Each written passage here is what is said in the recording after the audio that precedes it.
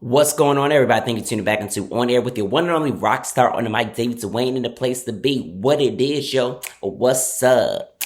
Yo, what the fuck? I forgot my whole song and everything. But what's going on, everybody? Happy Tuesday, June 29th. To everybody in the place to be, your rock star, your narrator, curator is back. Yes, we are back with another episode.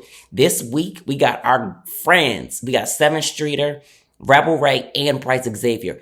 Oh my goodness, if you guys don't know who these amazing, talented people are, guys are going to find out. Sevyn is an amazing Grammy Award winning songstress, and she's got that brand new single, Guilty, that is off her Drunken Word Sober Thought project that you guys will be able to check out soon later this year. Featuring on the single is Chris Brown and A$AP Ferg.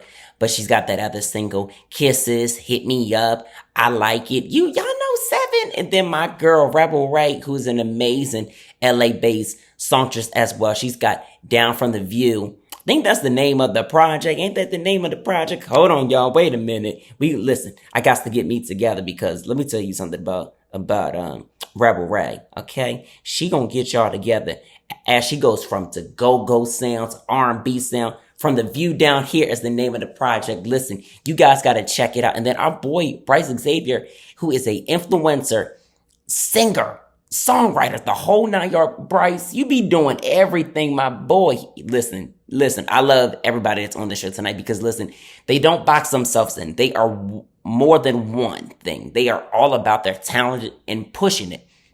So Bryce got the brand new project out, Butterfly Effect, and he's got that brand new single, Romeo, that's got the brand new video as well. So you guys got to check it out. But listen, you guys, this is a dope show, so we don't need no entertainment news. But I do want to say one thing's for sure. BET Awards this Sunday was freaking phenomenal. We're going to get into some entertainment news on next week's show.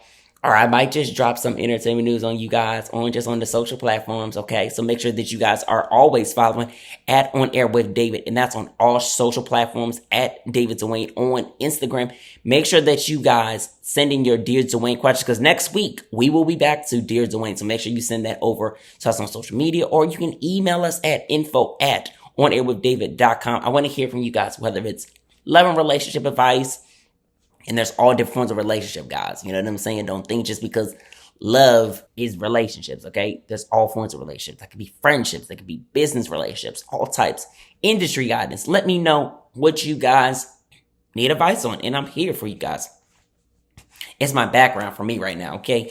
We in Miami. So I wanted to make sure that I gave you guys an episode no matter where I was in the world. So I know y'all was like, what is all of this going on? I need all of this. I need all of this in my regular backdrop and stuff like that. But anyway, you guys, let's get into the show. And yes, I wanted to talk about the BET Awards for just a moment and stuff like that, but I'm going to wait until next week. So you guys enjoy tonight's show. Be blessed. I hope you guys had a great weekend, that your week is going off to a strong one. Be safe and continue to love what you guys do. Love this episode, okay? Comment below. We're going to be checking for y'all. All right, let's get it. Bryce Xavier, Rebel Ray, and then Sevyn Streeter, and we'll be back. Peace. Hey y'all, I'm Rebel Ray, and make sure you check out my interview with David Duane. What's going on, everybody? Thank you for tuning back into On Air with your one and only rock star on the mic, David Duane, in the place to be. And right here, right now, we got this amazing singer, songwriter. Oh my gosh, if you guys don't know who Rebel Ray is, listen, she's got the brand new album, The View from Down Here, that's out. You guys need to go get it. It's amazing. It uses R&B. It's got the DC go. I mean, it's just freaking amazing. What's going on, Ray? How are you? Hello, David. Thank you for having me. I'm grand. Listen, I'm great that you're doing good, especially during these times. And thank you for, joining us today because this is such an amazing project. So congratulations as well. Thank you. It's exciting to have it out. It really is like birthing a baby and putting it out and throwing it into the world. Right. And this is like your first official full length project, right? Yes. The only other thing I've put out is some singles, but an EP that was really focused on the political aspect of my music. So this album was just a fusion to show that, we're everything. We're a little bit of everything. Right. And I gotta say, I love your whole outfit. I didn't say this before we got started, but the outfit is giving me life, okay? It is so dope. I love your style. So just being able to infuse different sounds and being the fact that you're from DC and keeping that go-go sound and R&B and just really being free-spirited, not boxing yourself in with this project and never in your music at all. How does that make you feel like as a woman to just kind of keep that consistency of, just being you and being free? It makes me feel honest, and it gives me options. Like, you always are playing different audiences. I'm a jack of many trades. I love people. I'm always around different types of people. And I really wanted an album and to make music for everybody. So to box myself into like just one category, you can't make music for everybody. I mean, you can, but but you got to make music for yourself most. Yes. And myself is not one thing. Like, I have ADHD. I don't like to sit still. I don't like to listen to one thing. So I needed that versatility. I wanted it to feel like a cohesive playlist. Yeah. And it definitely is like a cohesive playlist. I mean, when you go from Like Rain and then you get to Let It Flow to Hustle, stuff like that, I have to have the track list in front of me, because these 14 tracks are like amazing, and it seems like a really good cohesive playlist, like you said. And just hearing those different records, I was like, whoa, I'm getting a different vibe, but I'm getting to know a little bit about yourself. And so I've just got to ask, like, the inspiration just behind the title of this project. Like, how did you come up with the title? Well, I write my music a lot like scripts, and like the stories behind all my music is very cinematic. Like, my life can be like a movie sometimes. And I really wanted the album, like, besides being a cohesive playlist, it's also a soundtrack to my life. It's a soundtrack to my early 20s. And I was really talking a lot about, with the music I was creating and listening to the album, how I wanted to get across that I'm still one of the people. I'm on my way up. I'm not up yet. Like, we ain't up yet. But I was really at a place in my life, and still, well, not quite. Now I'm a little higher. But I was at... You elevating. I ascended a bit. But I really wanted to time capsule a time period and the feeling of looking up. Like, I was going to places, and I was this very new musician where I was walking into rooms with big people and big names who do not know me, and like only looked at me because my hair was so big. They were like, oh, who's that? And it was a lot of that. It was multiple years and events and things of walking into a room. And, people from the outside world really like to fantasize the entertainment industry. So it's really easy to post and be like, I'm going to this party. And, everybody in DC or Virginia or Middle America is like, oh, look at the big star in LA. But they don't understand that you're walking into this room and you're like kind of standing in a corner, or, you're not the center of attention, but you're watching for the first time. You're in this room with these people that you've been watching. And you're observing them, and you're getting to know them in a way that you never had before, because curtains are being pulled back and you're seeing realities. And I was like, I don't want my first project to be about these people already knowing my name. That's the next project.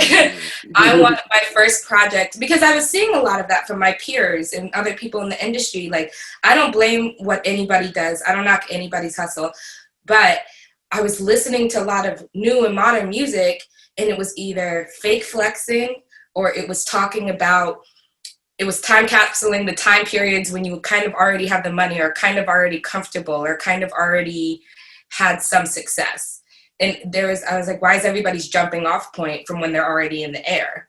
And so I was like, oh, I'm down here. I'm down on the ground, and this album is a down on the ground album. So that's how I came up with The View from Down Here. Wow. And I love I love like really how you put it all into perspective, because it's like, we all start from something. And I know everybody is tired of me saying this on my darn show, but we really all do. And I think the most significant thing is, like, you just like how you use that analogy of being in the party and stuff like that. And not trying to be what that other person is that is in the spotlight or peers and stuff like that, because you have to focus into your focus in your journey and Your stuff like journey, that. your path. Yeah. And so I love the fact that you're basically saying, look, this is where I'm starting. This is not where I'm ultimately going to be as I get older, but this is the starting point for me. This is down here.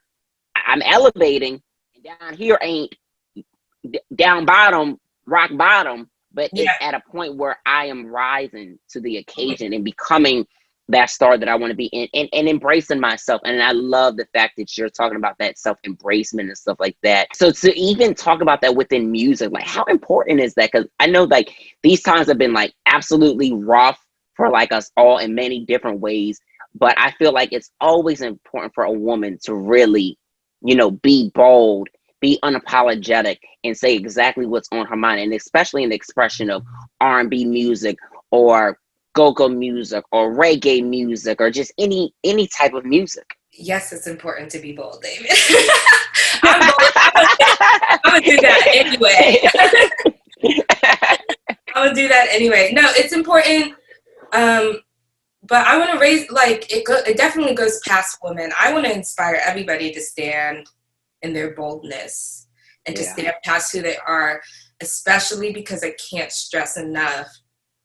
Like, when you want to get into the music industry, the first thing you hear from everybody who doesn't know what they're talking about is it's hard. It's a hard industry. And you're like, okay. And be like, what's not hard in life, though? What's not hard? Help me understand. Do I gotta carry a barrel? Like, what do you mean hard? Do I need muscles? Like whose luggage is on my back and then on my head and strapped to me?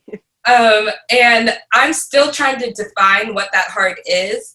But as I got into the industry and as I've, dodged the waves over the last few years, I really see some of the hardness is not standing in your truth and in your boldness past what people will see.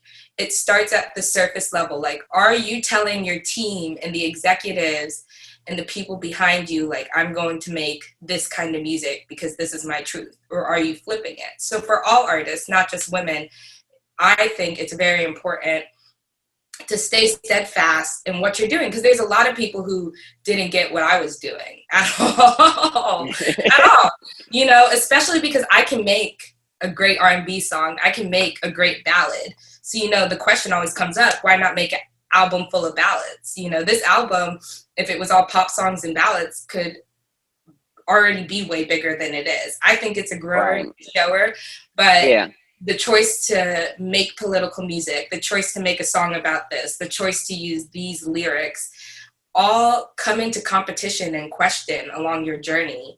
And I am very proud of myself for being like, nah, this is what it's going to be. This is what we're figuring. Yeah. And I'm proud of you for even, delivering the message and saying, listen, I'm going to address my music in a politic way and stuff like that. And let that be the narrative. Because a lot of people don't necessarily know what their narrative is. They have a hard time figuring out. They go in the studio, they get these songs and stuff like that. But some don't really craft it as well as you have crafted this project. So I gotta commend you. Like, it's absolutely amazing. And Let It Flow. So can we just talk about the inspiration with that record? Because I promise you, when I went through the whole album and stuff like that, I literally had to go back to that. I was like, wait a minute, I have to hear this again. Like, it really caught my attention. Okay. Like, on that first listen. I think Let It Flow is like one of those sleeper tracks where if you don't have like an ear for it, you go back, because Let It Flow is one of the few songs on the album that I didn't write. And actually my manager's very talented sister, who's kind of the only songwriter who will take a song from, she also wrote The War Is Over, brought it to me. And at first I was just like, this isn't really me, because it's kind of a different path. And the more I listened to it, I was like, no, this is the exact kind of message that I was resisting it, because it was a message that I needed to hear before I could sing it. And that's why I think it's a sleeper track, because it's a statement that people need to hear, but they resist it, because it's all about just letting it flow, just going on to a new day. And it actually took a lot of iterations to get that track right. We ended up getting it right finally when actually the same day I came up with the name of the album, which was when we were in London about a year ago, finishing the album. And I was in the studio kind of reworking some of the tracks. And all of a sudden, like we had separated Let It Flow so we could listen to it individually, like listen to the instrumentation. And I had realized how far I had come from this journey on this song. And that's what I was able to deliver on it, because I have finally gotten to the point where I was ready to share this message with people versus needing to learn it. And, right. And that it's what The View from Down Here is all about. Like, you have to let it flow. You have to just let your journey take place and go with it and find a new way to smile. And now it's like one of the songs I feel like I sing the most on the daily, because, you know, sun's going down. You're like, every time there's a sunset, I'm singing this song. But no, it really, people do have to like really truly let life flow. Like, you have to take it for what it is and take it in doses, if you will. If you just can't take it all in all, I mean, life comes in dosage. Exactly. And I think that, you know, people are so uptight with how things are going. It's like, hey, calm down, take it easy. We can all, you know, we can all be great. And you know, and I think even with that being said, so I think that we have to really let it flow and let people be great in their own time. And so they're like, let them figure out things. It ain't always about us in particular moments. I agree 100%. So yeah, and I gotta talk about good vibes, since we're having good vibes and stuff like that. I mean, the instrumentation on this record, what made you want to go in that direction for this record? I mean, to express good vibes. I mean, I'm with it. But what inspired the instrumentation? Are you produced? Did you produce some of the project as well? I can't say I produce anything. I actually I play my instruments, but I don't play them on tracks. What? Oh, now, right? I dabble in instrumentation. I take instrumentation very seriously, so I want experts. But what basically happens is I write a lot of songs a cappella. And I write a lot of songs. Good Vibes came from the same stage in my songwriting career as Black Oleander, where I was experimenting a lot. Like, there's a lot, and that's another thing I didn't want to hide on this album, the experimentation aspect of finding a sound and being a new artist.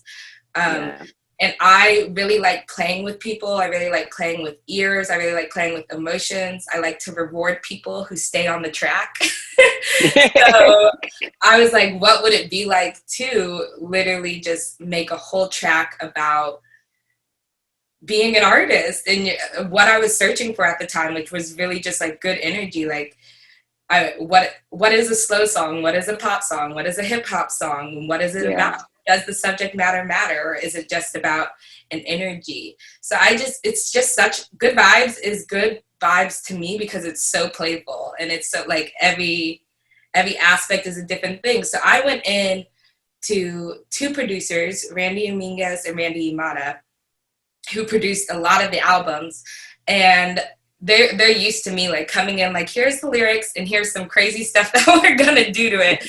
And I'll basically explain to them, you know, I want the opening to be very ballad-like, very piano. I really want to flip people up.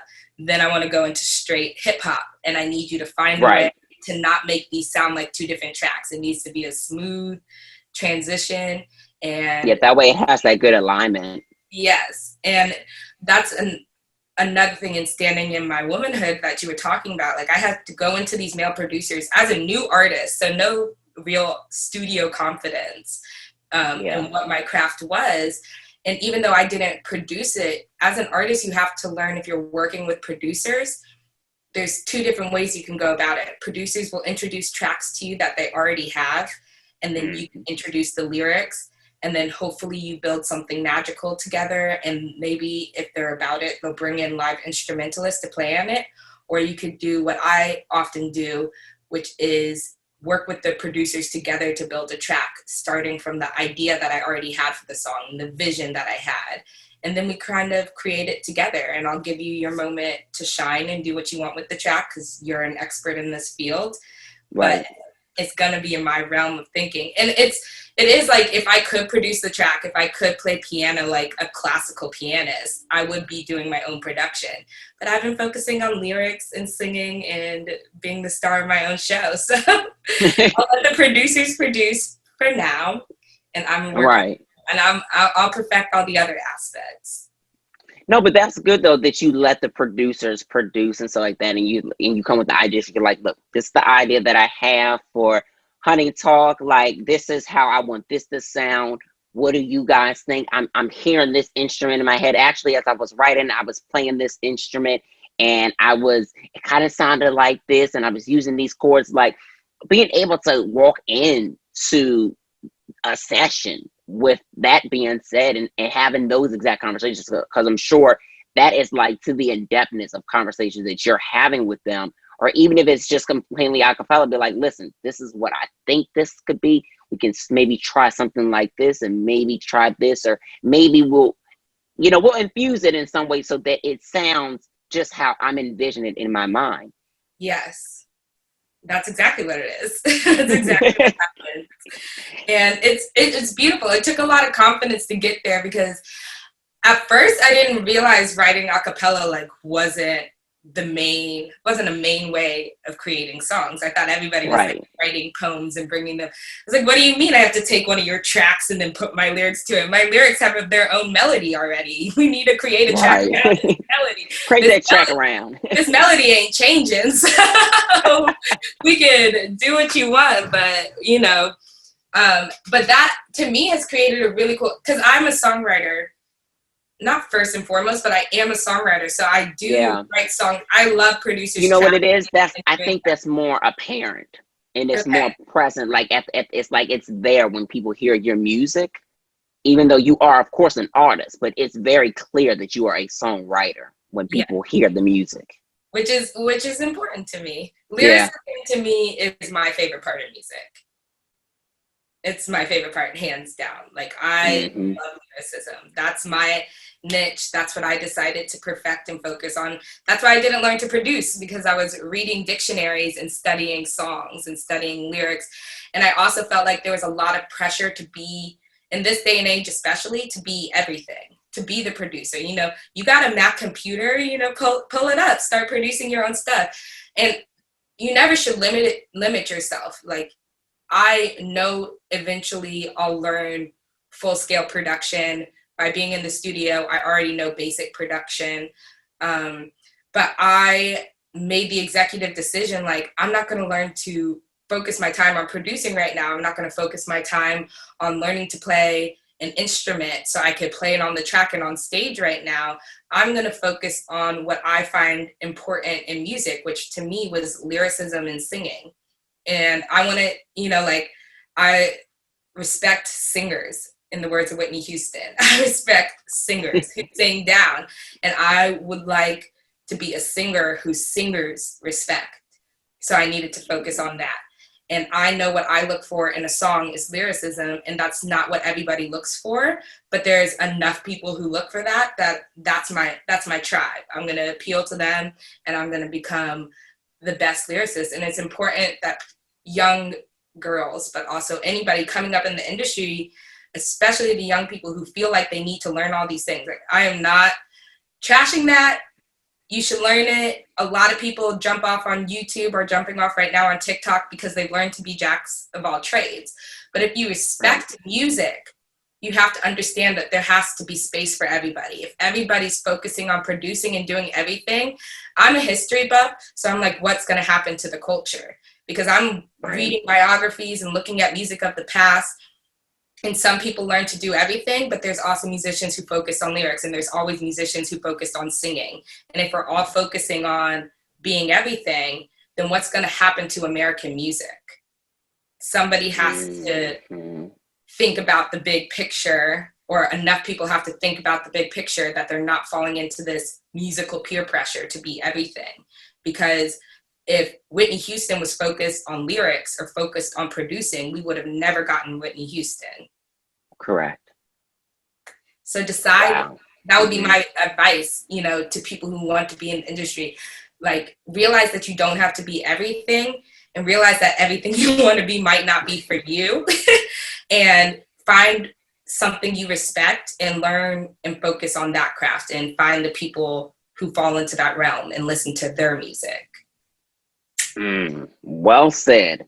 Well said. And it's the truth. Like, you have to focus on your focus and what makes the best sense for you. Trying to focus on every other 10 different things, it's fine. It's totally fine. But be able to pass that over to the next person so that they can do it. Oversee your career. Make sure that everything, every T, every, you know, X, Y, Z, elemental P, Q, R, S, T, U, V. I don't know why I went through the whole alphabet, but you got to make sure the whole alphabet and the plan, you know, everything is going according to plan. Yes, exactly. So I love the fact that you do that. And I think what's so amazing also is that, but even with like influences that you have, like Bob Dylan and Bob Marley and stuff like that, like those were artists. They did not box themselves in any shape or form. Like, they were heavily involved with their craft, but they made sure that they handed certain things over, and then they knew how to play instruments. They weren't always the ones that were playing it. They were make sure that they were the artists and being those great musicians that they are today. Exactly. And their legacy is. Yes, exactly.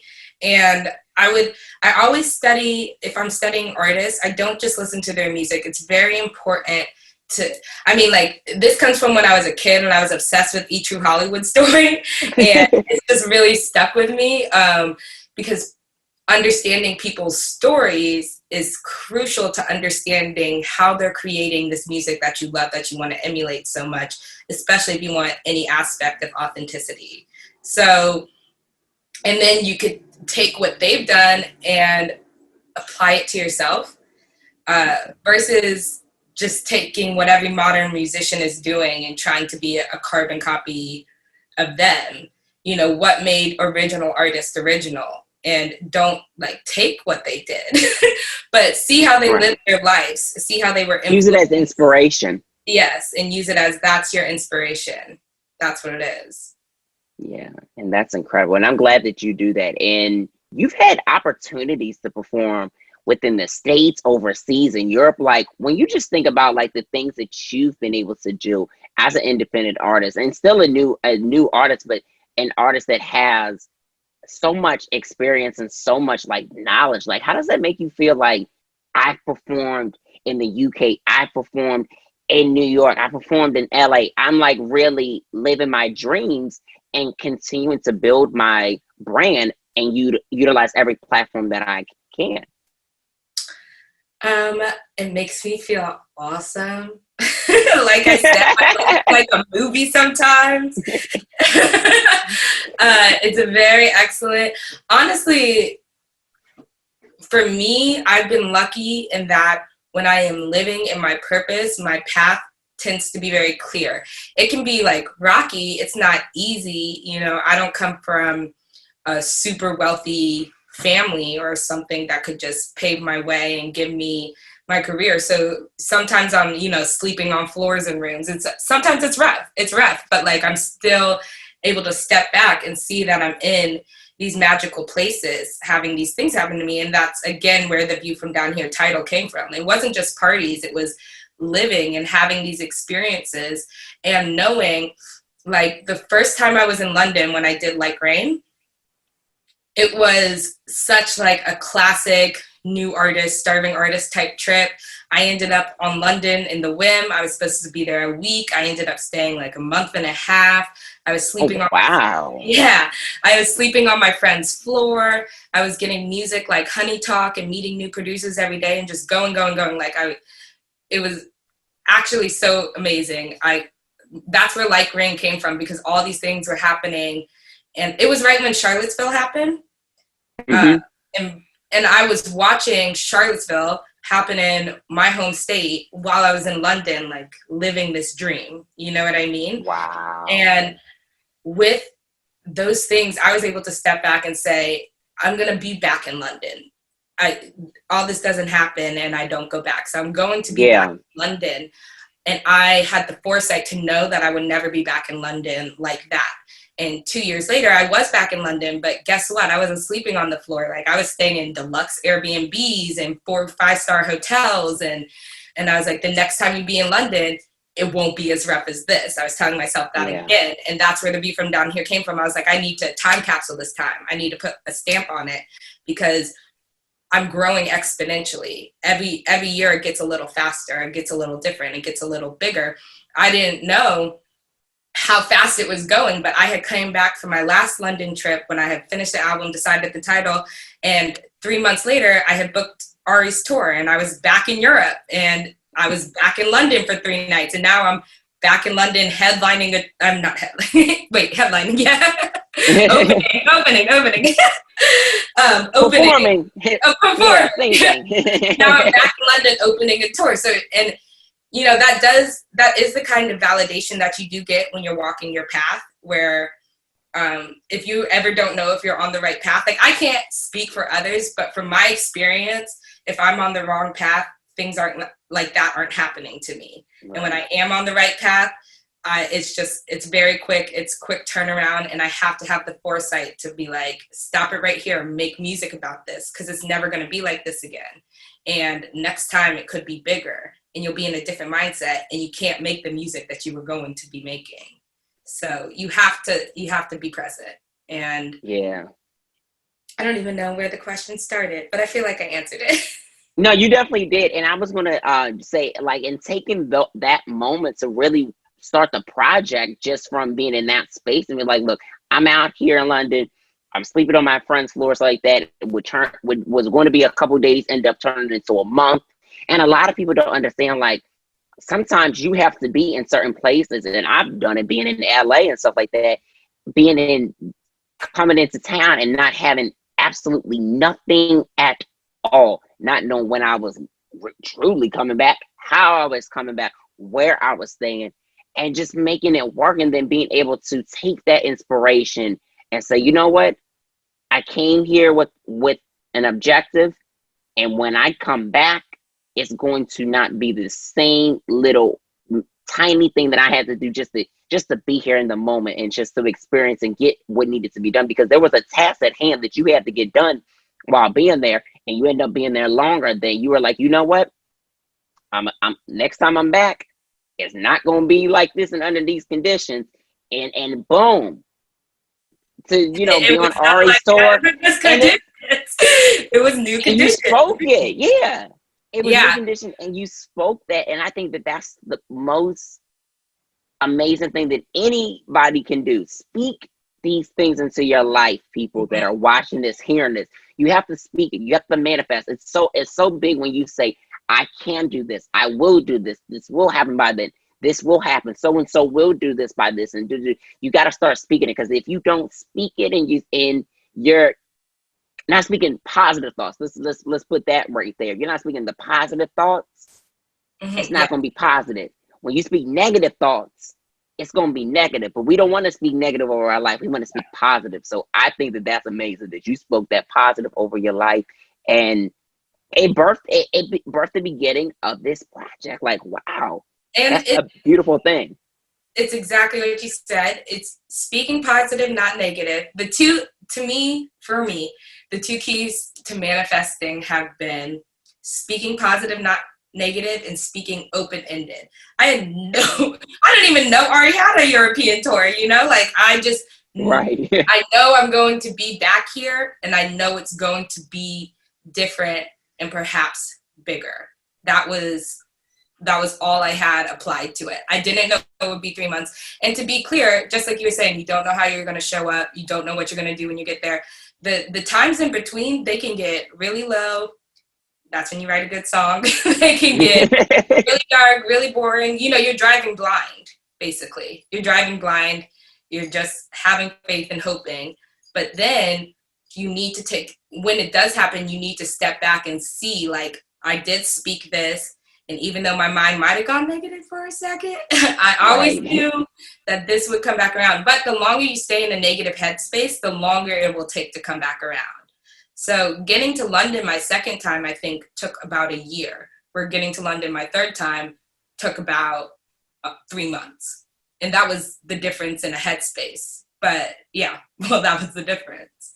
But during that year, I pulled an Adele and I joined a random rock and roll cover band and did covers all across Los Angeles, just joining a cover. And I knew like I wasn't going to be in that band more than a year, but I knew it was an experience I didn't have. I knew I had way more experience in the studio than I did as a stage performer. I was really intimidated by singers and songwriters. Like I was watching Beyonce videos, which is like, never compare yourself to Beyonce. But, right. But I was watching Beyonce her videos. excellence makes you want to work and say, okay, if she can do this like this and do this, I can do the exact same thing. And she was, but a lot of performers will always say things like, the stage is my home. And that terminology used to intimidate the ish out of me because I was like, I don't feel that way. I really like this music thing, but that stage is a little intimidating. But now the stage is my home because for a year, I was sometimes performing in empty bars, sometimes performing to full people. I was learning to sing classic rock songs with my voice, which took my voice to a whole different level. And I was constantly telling myself, you know, in LA as a musician, you do a lot of gigs. Like I had great shows as Rebel Ray, but you do a lot of gigs that are ticket based where you only get money if you sell enough tickets, or that are kind of like clout based where you're just happy to be on the set list and be performing. But either you're not paying your band or your band deficit is coming out of your own pocket because you are not making money. Joining the cover band taught me what it's like to make money for my music and for my voice, and that I deserve it.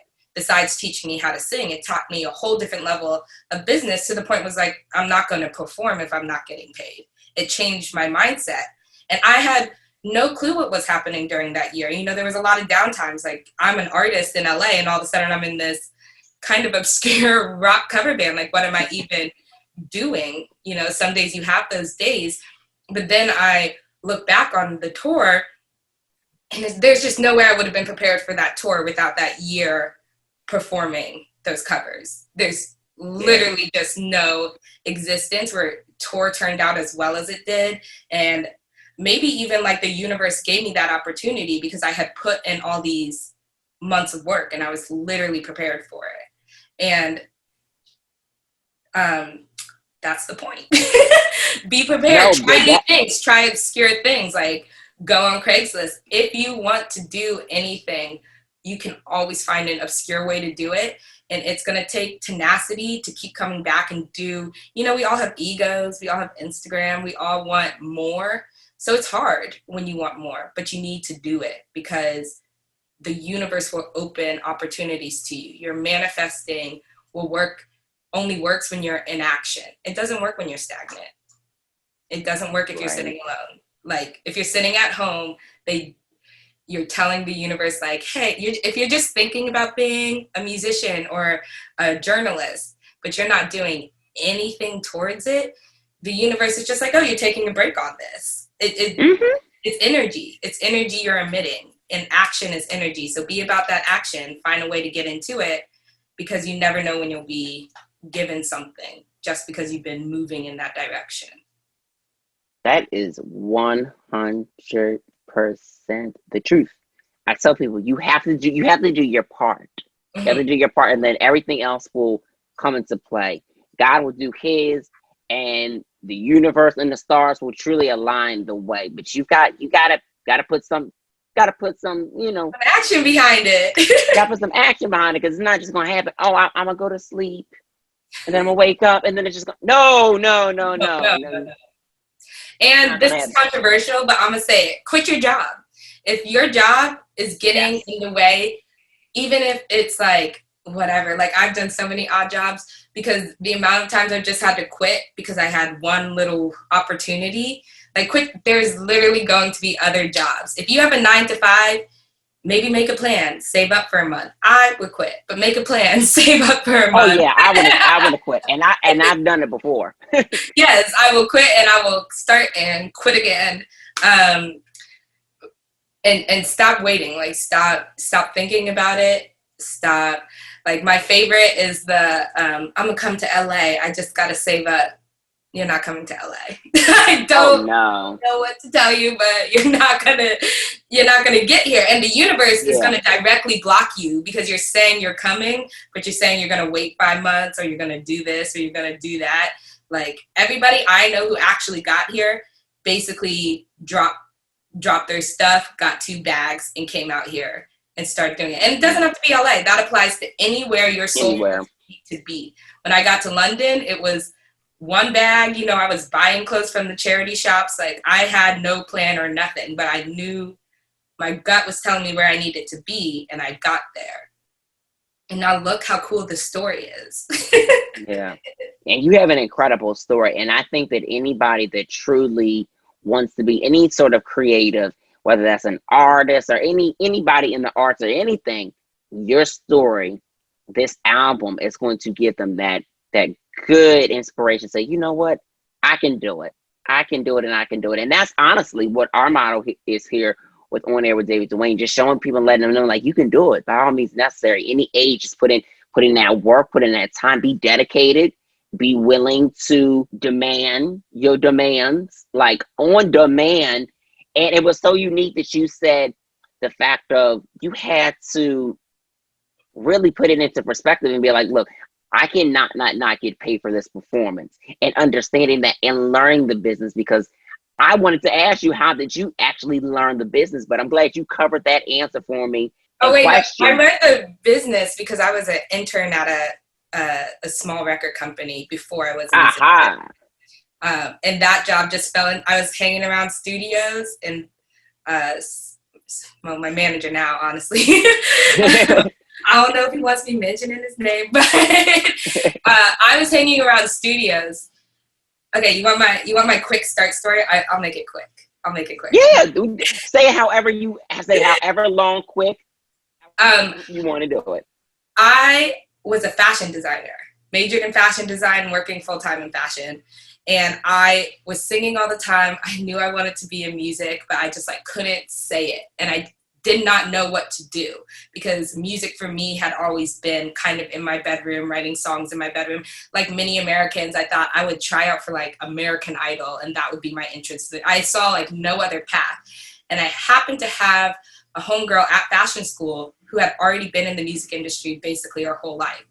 And I went up to her and I was like, I'm not trying to step on your toes. I know you're trying to do your thing in this business, but when you go to the studio next time, will you let me just come, sit, and watch? And she was like, yeah, girl, come through. And that happened for about 2 months. Then at one of those sessions, we ended up going to Tyrese's house, because some producers were producing at Tyrese's house, and they were like, come through. And, I was like, hell yes. I met the producers there, and it was just a night, after 2 months in the studio, where I felt comfortable enough, humming and kind of throwing in some melodies. And they were like, you know what, you're cool. We have a permanent studio in North Hollywood. Come through there, and you could sit there and hang out wherever you want. And they were on the up and up.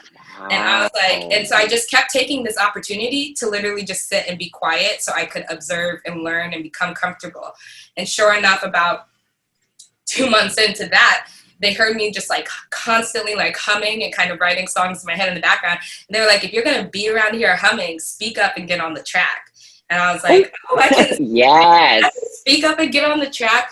And at the time, and it was just months of that, building my confidence, till one day a friend had invited me over because she was like, I heard you chilling in the studio. You're chilling in the studio, come through. We got our new home set up, and I bet you can't really write like that. That was the energy. And I was like, she was putting you up to the challenge. The test was on. I'm fitting to come through and write the best verse, track, whatever. You're gonna see. And she had just invited, it was her and her boyfriend had just invited over his friend to also just play around with music. And that friend happened to be my current manager now, who is also an excellent producer. Oh, put out your album, drop the tracks. Oh. And we were just drop it. Yes, we were just playing around with one of his tracks that had Malcolm X and was already in that political realm, which was a realm that I had already turned to. So I came with some like just really hard bars on his Malcolm X track. Everybody else came with their weak shit. and it did what it had to do. It made him step back. And the next day, you know, he calls me all anonymously, like, do you know who this is? Do you know what's going on? I never knew what he did.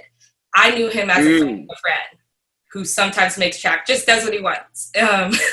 And he was like, do you have time to be an intern? At the time, I was like working at Crate and Barrel. Like I had time for anything. Right. And he was like, be here at this address today. And I ended up getting the job, interning at this studio, ended up becoming an executive assistant there. And through that, I was really able to get my first taste of the business, taste of everything, and study it and realize the importance of the business. And I think that's what people mean when they're like, really respect your journey and pay attention to it and be present in it. Because I learned lessons the hard way. That's why it takes me a while sometimes to get places. Same. But when I look back, like the lessons that the universe has given me have been very like physical. So I really didn't care too much about learning the music business. I was just trying to be in the studio and get my shot. And because he forced me into being an intern and not just chilling in the studio anymore like a studio junkie, I was able to learn to respect the business and see it, and it opened up a whole new world to me. Just like being on tour finally opened up my mind to like you need to get paid, being in the band opened my mind to you need to get paid mindset. And so sometimes you have to learn like these slower feeling experiences are to teach you a mindset and a lesson and to grow in your wisdom about where you're going to go. So like my whole discovery, how I got started, was all about establishing from the beginning this wisdom that the business part, you don't need to love it or respect it, but you need to know it. Period. And read your contracts. Read your contracts. Ooh, yes. Read the contracts. That's the biggest thing. And it's so amazing that you took every opportunity that was presented to you and you utilized it and you leveraged, like you, and went to the next thing and next thing, and you just became this amazing woman and artist that you are. So congratulations, because Thank you you. are doing the damn thing, and everybody needs to like download this album, stream. Go find I Rebel call it stream low, because you know stream and download, so start putting words together. But they really need to, and I hope anybody that's watching this, you are truly inspired by Ray's story, like how she made it work for herself and how she's making it work for herself. Navigate those waters, baby. Navigate. That is so amazing. So I've got to ask you, before, as we wrap up, we like to ask all our guests this question. So I got to know, what exemplifies you as a woman, and then what exemplifies you as an artist and talent? As a woman, just obviously boldness, but truly just kindness. Like I'm rooted in kindness and a willingness and a love for all things. Like and this also applies to my artistry, just the ability to find beauty in everything. Like I think everything's so beautiful. It annoys people all the time. I'm always defending things. I think everything's interesting. And it's that like real grip on curiosity, and then wanting to interpret my curiosity into music, even when I don't want to, it kind of happens anyways, that exemplifies me as an artist. And then as a woman, it's my boldness and my kindness and my determination to keep going and persevere and just not be somebody who gives up, and to take what's thrown at me and see it as something different, you know, not just negative, not just positive, not just how other people see it, just see it for what I truly believe it is. I think that's it. No, that's definitely it. And we love the person who you are. So continue to be that amazing, bold individual, free spirit, you know, saying what's on your mind, and, you know, just delivering this amazing music. We love it. So don't change. Thank you, Mr. David Doom. No problem. So let everybody know where they can follow you as far as like social media is concerned and like download and stream the brand new project too. Okay, so you could follow me at Rebel Ray Music on Instagram and the TikTok if you're on there. I'm trying to get some followers. Ooh. My Twitter is Miss Rebel Ray. My Facebook, if you're about that life, is just Rebel Ray. And then to download my music is Google me. It's everywhere. But Spotify, Apple, iTunes if you're about it, if you're about that buying life, Amazon. I'm on the title. I'm on the title. So, all those places, that's where I be. Hey, what's up? It's Bryce Xavier. Make sure you check out my friend, David Duane. What's going on, everybody? Thank you for tuning back into On Air with your one and only rock star on the mic, David Duane. In the place to be, we got our boy, Bryce Xavier. Now, you guys should know who Bryce is. I mean, listen, killing it on social media, killing it as an artist, just killing it as an actor. I mean, what are you not killing it at, Bryce? Like I told you before we got started, you have figured out how to utilize your platform, not only but to promote yourself, but to use it in a positive sense, which a lot of people within between your age group, my age group, not trying to age me and stuff like that, because I ain't that old. I'm still in my 20s. You're a good 19. Thank you. Period. A good 27, but not too far. Oh, that's not old at all. Don't even. Yeah, that's not old. I didn't want to age myself too much, but you've been able to really figure it out and utilize it for the positive way. So like that. So honing into social media, was it something that you just kind of learned over time, or what was it exactly that attracted you to social media? I know you always loved music growing up, and singing was just something that you knew that you wanted to do at such an early age. But what honed you into crafting your craft on social media and then doing these covers as well? Genuinely, it was an accident, honestly. Like, I would just post online for fun. And then around the Musical.ly age and era, I'd post covers and just random videos and stuff like that. And they would end up doing really good online. And I didn't really know what that meant. Like, at the time when things were happening, I was like, oh, that's like cool. Like, I'm like online famous. Other people at my school were like, oh my God, Bryce went viral. I'm like, period. Like, I was like all like gassed up and like happy about it. But then I didn't really realize that like, hey, like I could break this down to like an actual business. Like I can literally make this into something really big for myself. Like I didn't think that me now, 18 years old, back then when I was 14, 15, that like I would have gone out of country for this. I would have been in New York. I would have walked in runways for New York Fashion Week, that I would have did big collaborations with my favorite brands, not having to ever do anything with Forever 21 and getting free clothes forever. Like, it's like, I never would think that those things were possible because of a post on social media. And that's kind of that turning point that you realize that like, hey, like this is a whole dynasty. This is a really big like platform, not a platform necessarily as just Instagram. This is just a platform, period. Social media is just like a big stepping stone for people to kind of work their way up to whatever they want to be in life. If you want to use social media for cooking, you can do that. If you want to use social media for your public influence, you can do that. For music, for acting, for this, for that, for literally anything. Like even like major like businesses that like are still like using social media just to promote themselves, even though they don't need to. Like Coca-Cola doing other campaigns and stuff like that. Like we all know Coca-Cola. I know when I go to a restaurant and we're getting Coke, we're getting Sprite, like we're getting these brands, but they're still using social media because they know how powerful it is and how much they can still keep stepping up the totem pole. So I think once I kind of realized like a lot of brands were reaching out to me, I was like, wow, like I'm really doing this. Like this is something that I'm actually doing.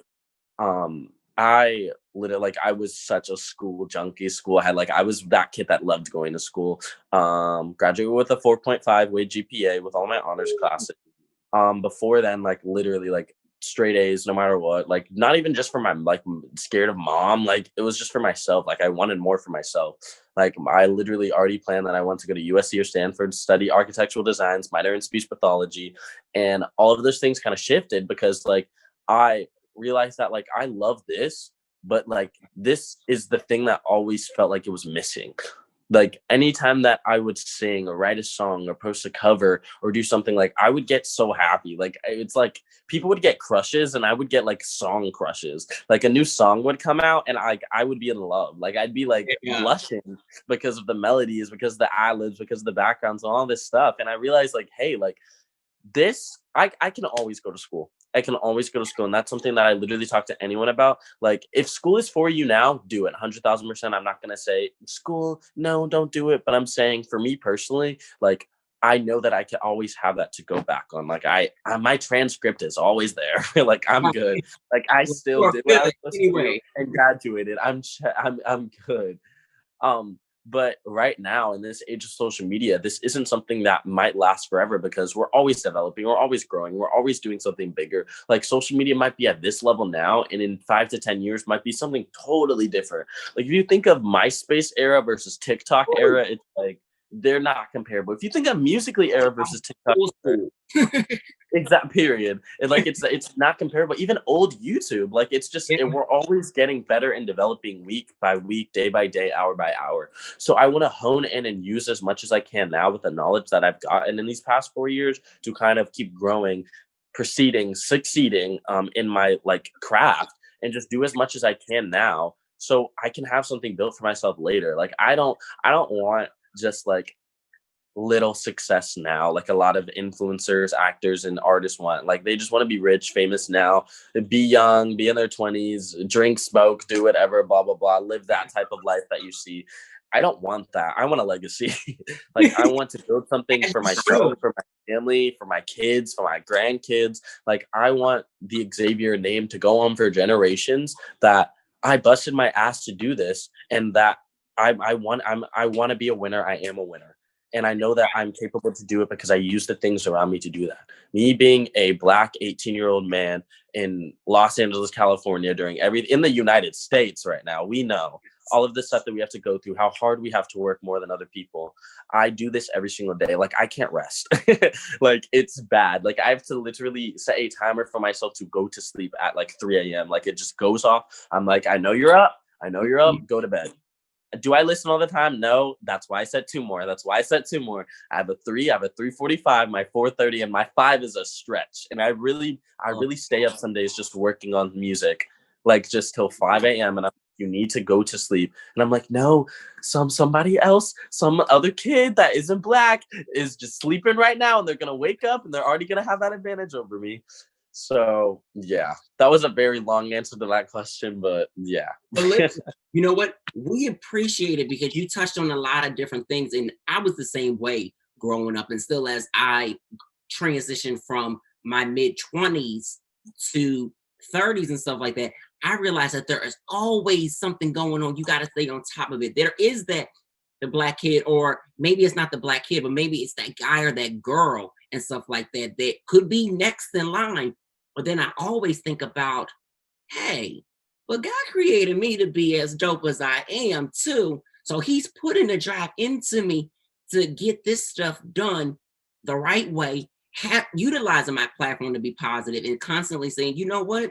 I gotta stay up. Because anybody that's watching this interview and stuff like that can tell you that knows me personally will be like, yo, that boy David, it's just like Bryce, because they're doing the same, because he is always up. I literally was on the phone with one of my PR friends, and it was like, because I'm on the East Coast right now, being that 3-hour difference, she was like, go to sleep, get some rest. But when you have that drive and you're so passionate about what it is that you do, and you know that it's so much bigger than you get it done. You're like, I don't care if I got to be up for 3 days straight. This has to be done. And especially with establishing your music careers like that, with making sure the vocals are right, making sure, hey, this session really does say the exact way that it needs to be done, so that I am having the content to be posted across these platforms. It's so important to really make sure that you are setting priorities and having built in such a structure within your everyday life. That's literally what it is. It's just prioritizing the things that matter the most to you for what you see as success for yourself. Everybody has a different idea of what success is for them. If that's being with your family, if that's making a certain goal in work, it doesn't have to be necessarily fame, because I feel like so many people in our network get so caught up in the like shiny lights, the glitters, the gold, the events, the ball gowns, like all of this stuff, that they don't really realize that the reason why these things were created and the reason why people want to do entertainment is because it's just in them. Like it's not really a choice. Like that's genuinely what I feel like. Like I am grateful that I love what I do, but I know even if I didn't, I would still like I would do it. Like it's just in me no matter what. Like I literally like I've been singing since I could talk, but in front of people since I was like 5 or 6. I literally I wasn't that kid that was. When you were growing up, because you have Wait, so like one more time. you have such a powerful tone at such a young age. So I'm curious, like, who were those artists that you were listening to? Artists that I grew up listening to: John Lennon, Prince, Lionel Richie, Earth, Wind and Fire. Um, I can hear One this. that people literally never expect. Like I grew up listening to Cyndi Lauper so much, like so much.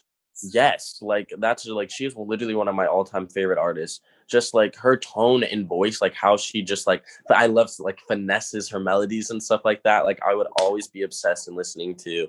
And then like I also like even like rock, like Blink 182. Like I love listening to Aerosmith. Artists that I love listening to now, like Dominic Fike, Ariana Grande. I admire Shawn Mendes because how he turned social media into something really good and big for him with the music. I just like, yeah, I grew up just very versed, like with a lot of different genres and type of artists. And that's why now, like me, alongside not just like as an artist, as a writer too, like that's why I love every single type of music, because I Yeah, find something for all of them. Like I've gone to so many opera shows, I've gone to ballets and listened to like the different type of like classical music and just like old tones and styles, because like I like studied classical first. Like violin was my first instrument that I learned to play before I learned to play guitar. So literally like my first like kind of like like reading music and stuff like that was all classically trained. So that's why like even like sleeping and stuff like that, when I know that I had a session in the morning, I would play classical music.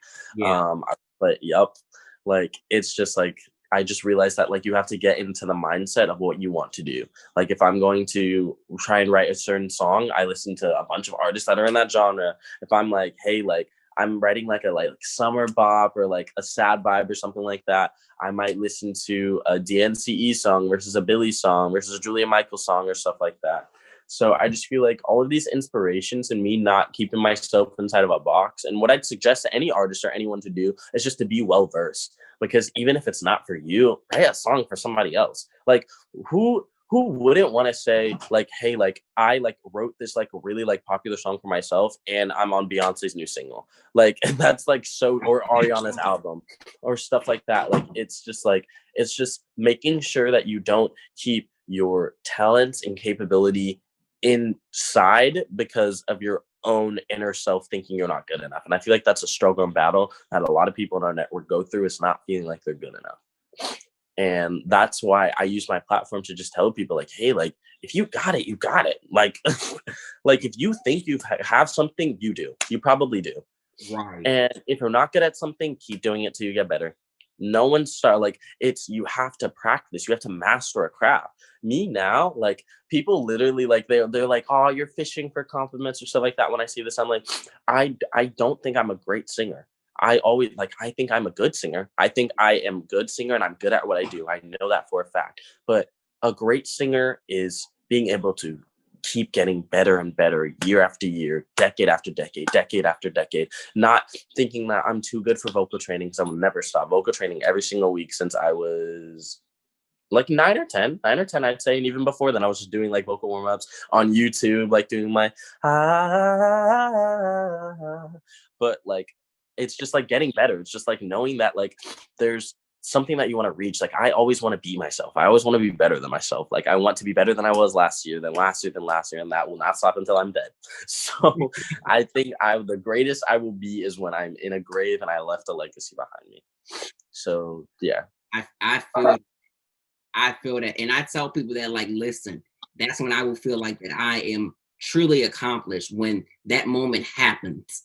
And when that moment happens, I hope so God, and I say this all the time, that that moment only happens that I go and everything was supposed to be done is done. And Yep. I love the fact that you are a perfectionist, and you even said the fact that, look, I am always training my voice. I'm always singing scales and warming my voice up, because it's so important to be on top of your technique and knowing technique.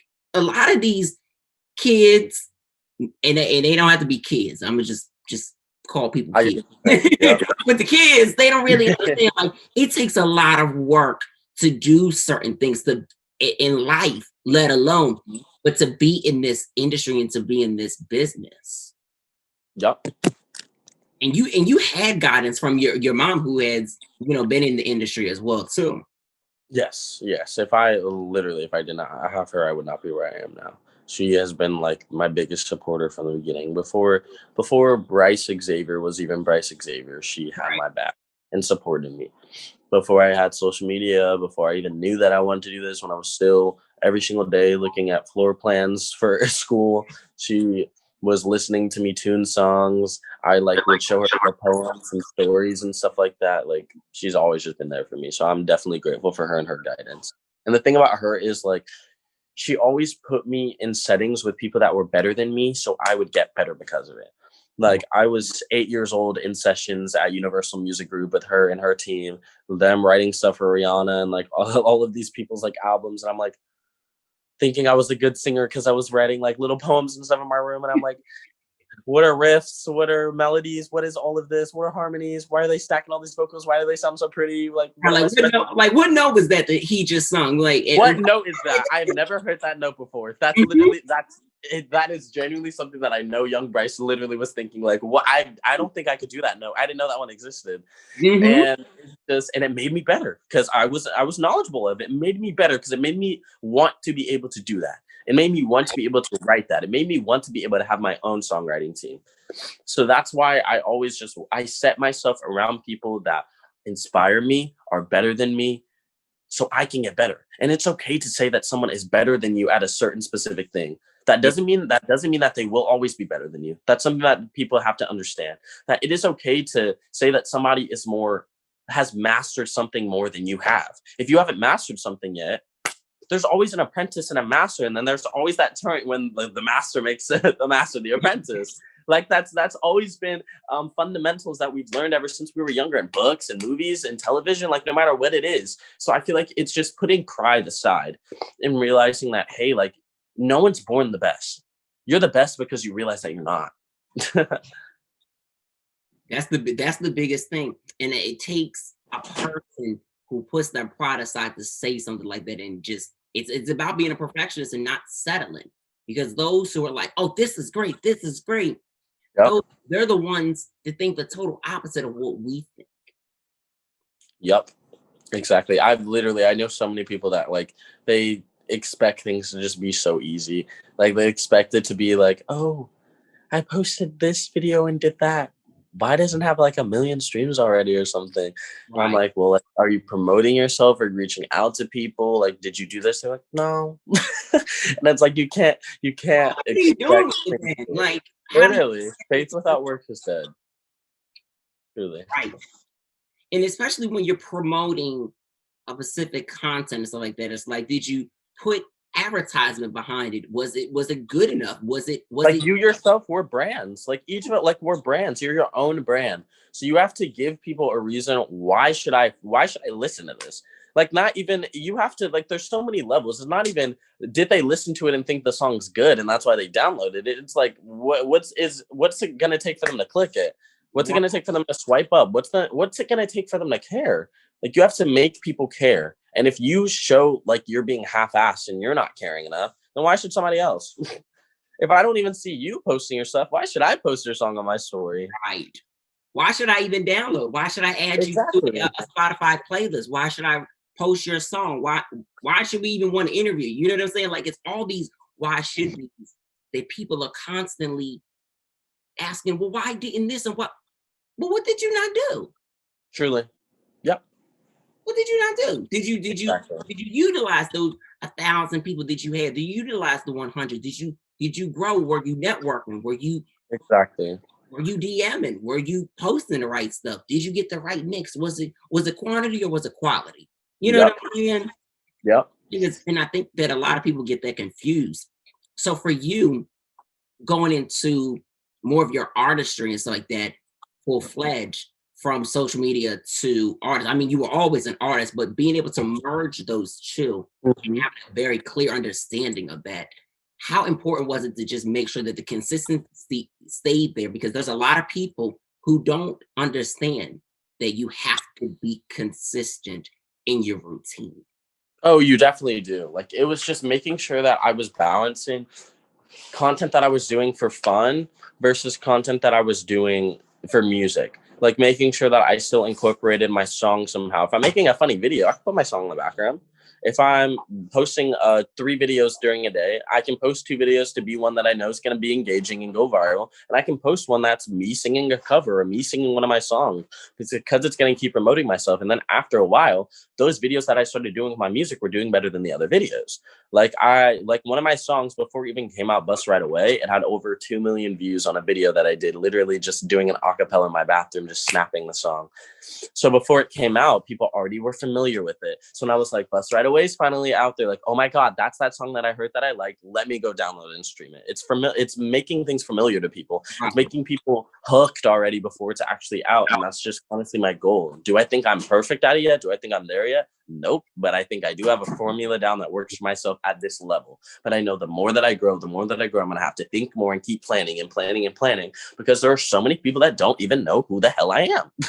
There are so many people that know me that don't know that I even sing. Like, there's so many people that, like, they might know Bryce from just being pretty on social media or just having light eyes and being light skinned or something on my Explore page. But they didn't realize, hey, that link in my bio leads to my fucking Spotify or something like that. They're not paying attention to that.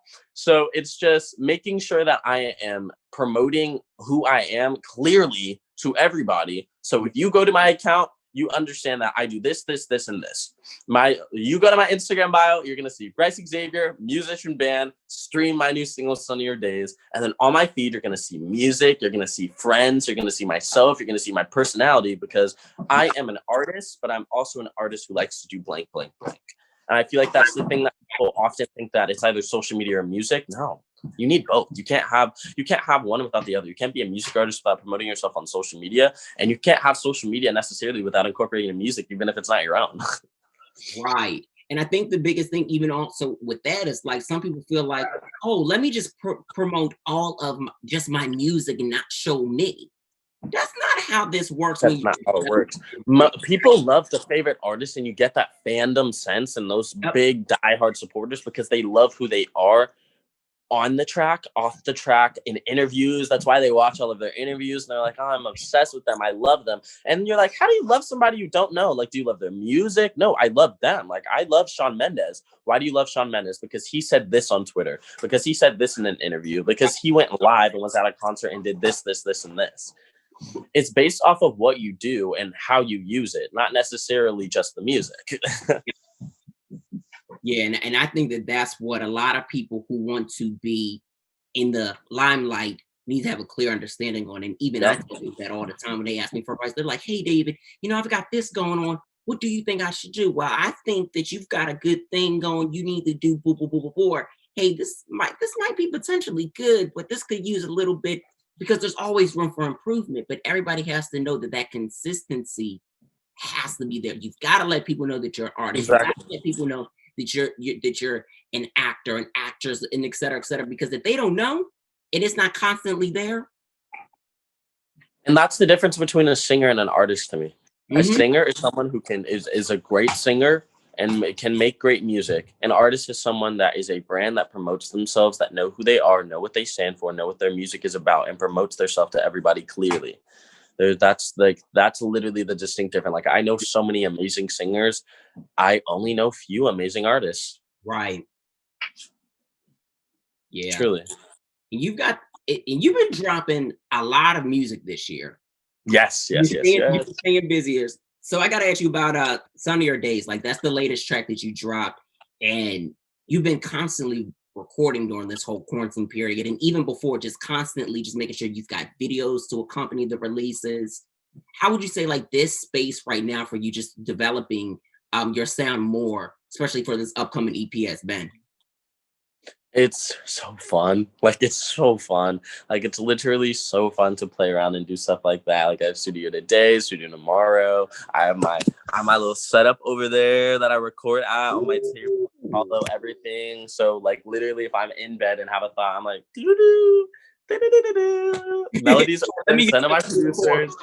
Yup, send to my producers, send to my team. They're able to come up with something quick. We go back and forth no matter the time. And all of the people that are on my team are night owls too. So we're always up working on stuff, which is what I love. I thrive at night. During the day, I'm so productive with all my content, with all of my planning, and all of my scheduling and stuff like that. And then during the night, like it's just, that's my time to like work, hone out music. Yeah, and you do a great job at it. Thank you so much. In this Sunny Your Days record, like it's such a vibe. Thank you. Tell everybody about it and just like how you got the inspiration for this record particularly. So Sunnier Days, the song actually came out of a partnership that I'm literally doing with Sunny D. Basically, like the whole idea was turning a bad day into a good day. Basically saying that like, hey, like this might be what you got, but you got to stop getting in that same one track minded mentality that this is how things are always going to be. You think you're always going to be poor, you're always going to be poor. You think you're always going to be unhappy, sad, lonely, single. That's how it's going to be. You're manifesting that energy for yourself. So choose to have sunnier days. Like choose to. Yeah. Like when I have a bad day, I'm like, what am I going to do to fix this? This is the problem. I know it. Can I do something about it? If not, okay, move on. If I can do something about it, let me do something about it and then have a better day. Like there's always a solution. So it's always just figuring out something to do because life sucks sometimes, but there's also a lot of tools that are in place for us to make it better, even when the odds are against us. I mean, you know that too. So the whole song is generally just saying like, hey, like, I'm choosing to have better days. I'm choosing to think about all of those good moments, those good times. Like literally my favorite line is the song is, so I think about all the nights at the Hollywood sign, driving down, praying that I would have a baller life. Smart idea, but the outcome wasn't right.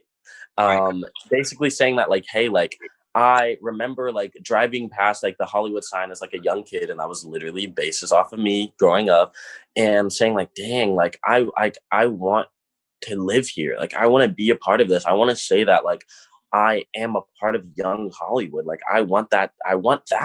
Like that's what I want.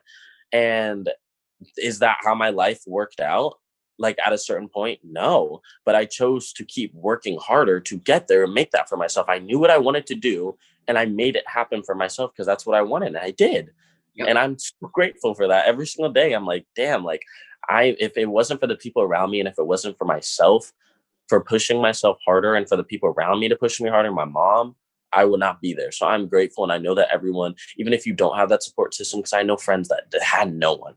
Literally, my roommate Jackson came down here at 16 with nothing, no support from his family, and made it work and is now a millionaire. But that's what it takes in manifesting. I try to tell people you have to speak positivity over your life. You don't speak negative. And even when people say like, "Oh, I'm dead," like when we saying we're joking, it's like that, saying we're laughing, it's like, we gotta not say that. You know, we gotta like I'm hollering. We're like, yeah, I'm hollering is a little bit better. Exactly. You gotta speak those certain things because just like you said, you wanted to be a part of it, and you kept working towards that, and you did, and being a part of that young Hollywood life and being one of the faces, because I know that you're one of the faces, but like you are, like you Thank you. Existence. Thank you so much. I appreciate that so much. You did that. And you're just going to continue to go further and further and further, especially at 18. Man, you haven't even begun. Thank you. Thank you so much. So Bryce, with your music releases and stuff like that, you've dropped your singles with videos like that. So being able to accompany the releases with such strong messages and that you talk about with these lyrics and like that, because you be saying something. I mean, like what's like true. It's like you kind of, it almost seems like you've been here before, almost the way that you write. And I think it's because You've been Thank you around so and much. grew up seeing that and being in those sessions. Oh, very much so. Like I've just grew up in sessions in the studio, so I just like I've learned so many different writing styles and like how people are able to captivate their stories. Like all my songs are stories that I've been through. Like Bust Right Away, like a situation with the person that I was in like the beginning of this year during like quarantine. It like if it wasn't for quarantine, a lot of this really great music that I like have, like these songs exactly would not have came out of it because it was a lot of emotions that I've gone through being locked up in like this big pandemic during my lifetime. Like all of this crazy shit happened in my lifetime. I'm like, really? Right. Really? And like I was so grateful that like I'm an Aquarius. My birthday is the day after Valentine's Day. So like February 15th and like that week was like the last normal week of everything before everything just like switched. So I was like, hey, I'm 18. Like I'm about to get lit with all my friends and stuff like that. And then it was like, no, actually you're not. But it was good. It was a step back. And like I grew up so much. Like, I feel like I'm like it's like 2 or 3 years later, just in 2020. And I was just able to write so many stories just about it. Like Bust Right Away, being in a situation with somebody, feeling like you're giving so much to somebody and they're not reciprocating it back. Sunnier Days, deciding that you want to turn a bad situation into a good one because you know that you can see better for yourself. Pretend to be friends, a situation where like, you and somebody aren't on good terms, but you might have to work together. You guys might have to be friends because of a mutual person. Might be your boyfriend or girlfriend's best friend and you have to deal with them no matter what because you know they aren't going anywhere. You have to pretend to be friends with them. Like it's all of these concepts and situations that like I've been in that I'm like, okay, this is easy. Like I literally will brainstorm like, what did I go through this week? What are the main key moments of my week, of my month, and what can I write about? That's why I'd say I write 2 songs a day at least, and at least like eight to 10 voice memos like of just like different song ideas or stuff like that. Like no matter what, like I'll be in a restaurant, I hear something, I'm like or like it's just like you never know. You're doing the same thing, Sevyn. Like let me go in this corner somewhere or walk and just get this exactly. out. And then sometimes people be looking at you like, what they do? Mind your business. Exact. Why are you looking at me going in the corner for it? Yeah. Like why are you looking at me? I'm trying to craft what needs to be crafted. Period. Exactly. Mind your own. Period. Yeah, but it's been really good that you keep such a schedule like we were talking about. It's like that with just saying, look, like I'm going to do 2 songs a day. I'm going to make sure that I'm always coming up with ideas and melodies, and it just comes to you. Make sure that you get it down because because once you lose those ideas, which I'm sure you have to have those moments happen, because you're like, I'm gonna remember because I've had it happen to me. Oh, it's so sad. That would have been the hit, but then you come up with I was like, what? Yep. But yeah, that I know the feeling. So how soon can we expect a full EP? Are we looking at early 2021, later in 2021, or are we just building up the catalog with these singles and videos and then letting it kind of dive into that moment? EP will be out before my birthday, which is February 15th. So EP will be out before my birthday. Nice. Now it's just literally the chipping down time. I have 20 songs done, and I'm like, what are we moving? What are we doing? But each day I'm working on new ones, new collabs. The collabs on this though, I'm excited for everyone to see and hear, even like the writing and stuff like that. Like a lot of people don't know, but actually Sunnier Days and Already Looking at Me, which are my last 2 singles that have came out, they were co-produced by Brad Delson, which is from Linkin Park, which is literally one of my all-time favorite bands, period. Danny Bryan, who's also from the same. Yes. And all of the songs that are going to be on the EP are all almost co-written or co-produced by him. A lot of like other like really tight artists that I can't say yet that I'm really blessed and excited about. Like they're like in the past like year and a half, me just working, like there have been a lot of artists that have reached out, just like supporting me with my craft, like Loud, Jeremy Zucker, Jesse Reyes, Marky Basie, Kaylani, like a lot of people that have like they've like admired what I've been doing and what I've been able to finesse and like try and do from social media to music, and they've given me such great advice, and being a part of this literally is I'm excited. I know everyone's gonna love it. Yeah, and you should be excited, and we're definitely going to love it. Everybody's going to love it because you deserve it. You're a good person. Thank you. Utilize your platform for good. You ain't doing crazy stuff. You're like, let me hone into my craft and let me be about something positive and spreading that light and being such a bright spirit that you are. Thank you so much. Yeah. Oh, I text literally I posted another acapella video, just one of my songs that literally is on the EP that hasn't came out with, called No One's Favorite, and it just hit 3 million views. Ooh. And it's not out yet. Oh. So it's stuff like that that's really dope. It's like all of these people loving the song before it's out lets me know that I'm in the right direction. And when the production's not even done, I'm like, okay, I know the words are in the melody are in the right place.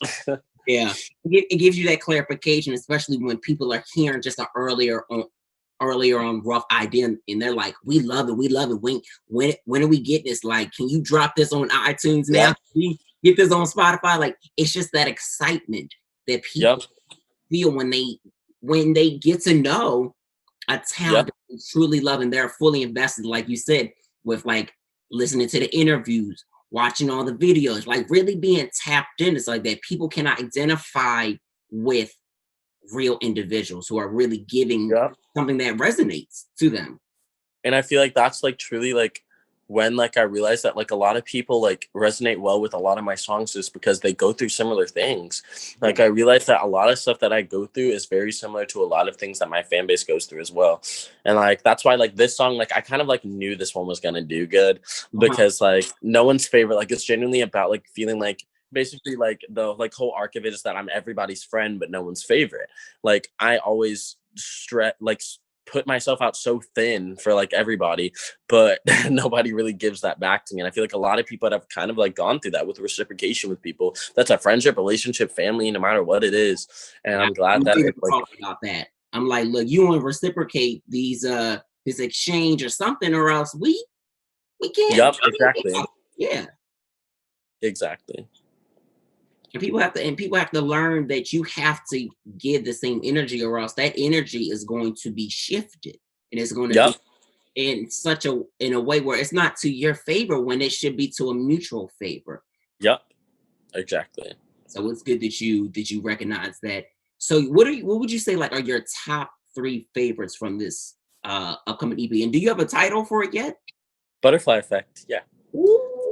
So the title for the EP's Butterfly Effect is basically the idea that every single moment, memory, bad, good thing that's ever happened to me was all meant to lead me down the path to be exactly where I am right now in life and time. So basically, literally like my infinity tattoo that I literally just got like about a month and a half ago, and then my other butterfly one, it's basically just saying that like I will forever always know that every single decision that I make is going to lead me in the right path that I'm supposed to be in. If I feel strongly about something, I always go with my gut, and I'm usually always right with it because I don't think with my head over my heart or my heart over my head. I think period with both, just put something out to existence, and then I let them both lead me into the right direction. So I feel like you always need a good balance. So it's basically like I just came up with the name because I was like, hey, like I am making the music that I am right now. All of these songs that are on this EP are literally 90% of bad things that have happened to me and 10% of good. But all of those things happened to me because I would not have this to share with y'all. I wouldn't have this EP to share with y'all if it wasn't for that. Like No One's Favorite is literally like, I know that's going to be everyone's favorite song on the EP, and it's the saddest one. Everybody loves that song. Like until recently, I literally I have a good group of friends and people around me and people that are special in my life. And before then, like I never really felt like anyone outside of my mom really had my back. And I was really there for me. Like I felt like I was there for everybody else. But when I needed someone, I literally did not know who to call at all. So that's the basis of the song. That's the basis of the EP in general. It's just realizing that those things happen for a really good reason. And yeah. Wow. Great concept. Thank you. Listen, I'm looking forward to this EP in February. Thank you. Hearing the whole thing. So I know you're trying to narrow down 20. How many tracks do you think it'll probably be? 6 or 7. Okay. Seven I'm going for because like I want an odd number for the middle track to be something specific. The 4th track on the song, I want it to be something specific. which I can't really say yet. But that's gonna be a collab. So I want to have 3, 3, and then that boom in the middle. So it's gonna end up being 7, I'm sure. Yeah. Oh, that's gonna be dope. Mm-hmm. That is so Thank amazing. I'm so proud of you, and so glad that we got an opportunity to speak today because, like I said, your journey in being able to utilize social media and then not thinking that it was going to really hit like that and be like, wait a minute, this is really going. Yep. Locked in to hone into your artistry from writing into to fully being that artist and constantly training your voice. I mean, man, you got a long way to go to your full superstardom. You're already there, but you about to blow on them. Thank you so much. Seriously. Absolutely. So, Bryce, we like to ask all of our guests this question. What would you say exemplifies you as a artist and then as a person? The key things that I'll start with artist first is me being my tenacity, like me being tenacious. Like I and that kind of reflects off of me as a person in general, but me specifically as an artist, like I know what I want. I know how I can get there and I'm going to put in the work to do it. And I feel like that's what it's meant to be. Music is in my blood. Anytime I hear even a person's tone of how they talk, I'm like, I know you sing. I'm like, I know you would be a good singer. Right. I'm like, we could do something good together. Yeah, like I like always like any song that you play in the car, I'll harmonize with. Any song that I'll hear like on like the radio or anything, I'm like, wow, like I wish I wrote that. Like that's such a great concept. That's such a great idea. I will listen to artists. I want to study. I want to get better. I want to grow. I want to be better. And I think the thing that makes me an artist is that like I know who I am. I know who I am as an artist. I know the type of music that I make, what I want to do, but I also know that I'm nowhere where I want to be yet because I can always grow and get better. I want to be an icon and I will be. I know that for a fact I will be. That's what I want. I want to inspire other people. I want to inspire other 18-year-old Black boys like me that feel like they can't do something because the world's odds are against them. And the things that define me as a person, I will say genuinely that like I just want to spread good in the world. Like I live in such a really bad time in the world. Like there's so much evil and so many bad things that are going on. And I want to show that you can be that little candle light in a dark tunnel. Mm. And it's okay to be surrounded by darkness and still be that one thing that's pure and good. It doesn't have to be that the darkness is going to turn everything good bad. No. Why can't the good turn all the darkness good? That's the thing that I never really understood. And that's what I want to be. I want to, any song that I put out, I want to always like, I might have sad songs, but I always have an arc in it, no matter what, if it's in the end, if it's a verse or if it's a line, one thing that it's like, it might be like this now, but it won't be like that forever. Right. Literally one of my first songs I know, or Fall in Love Again. It was basically saying like, I went through all of these good things. I want to fall back in love with you. I'm upset about it now, but I know it's going to happen. I know. Another one of my songs that basically saying like, I know that I might not be perfect. I know that you might not be perfect and we might not be perfect together, but let's be imperfect together then. Let's mess up together and help each other when we fall. And I want it to be that like, hey, like life is shitty, but you can make something good out of it. And that's what I want everybody to realize and notice. I want to be a big brother to all. I want to be the person that people didn't have in their life because I didn't have that growing up, except for my mom. Yeah. That's it. I never had somebody that was my age that I really looked up to. And I up until recently, I realized that like I look up to my friends. Like I really do. Like I admire them. I admire how strong they are. I admire how much they go through. You might be the same age as me or even younger than me, but I still look up to you. I do. Because you might be able to deal with a certain situation better than me. And I think that's the thing that defines me as a person is my want to be better and do better for others. Right. And I think and that's amazing.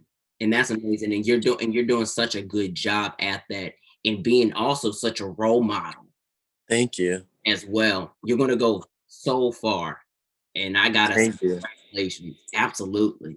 Thank you so much. This was so sweet for you wanting an interview. Thank you so much. Seriously. Of course, listen, our platform is about highlighting talented people, not even just talented people, but people that are trying to make a difference in the world, and it doesn't always have to be music and entertainment. I know that that's what everybody who's watching always is that misconstrued, but this is a platform for people who are really about utilizing their voice and Yep. their platform and doing good with it. So I've been, like I said before we got started, I've been following your social media journey to now into, you come in this artist fully.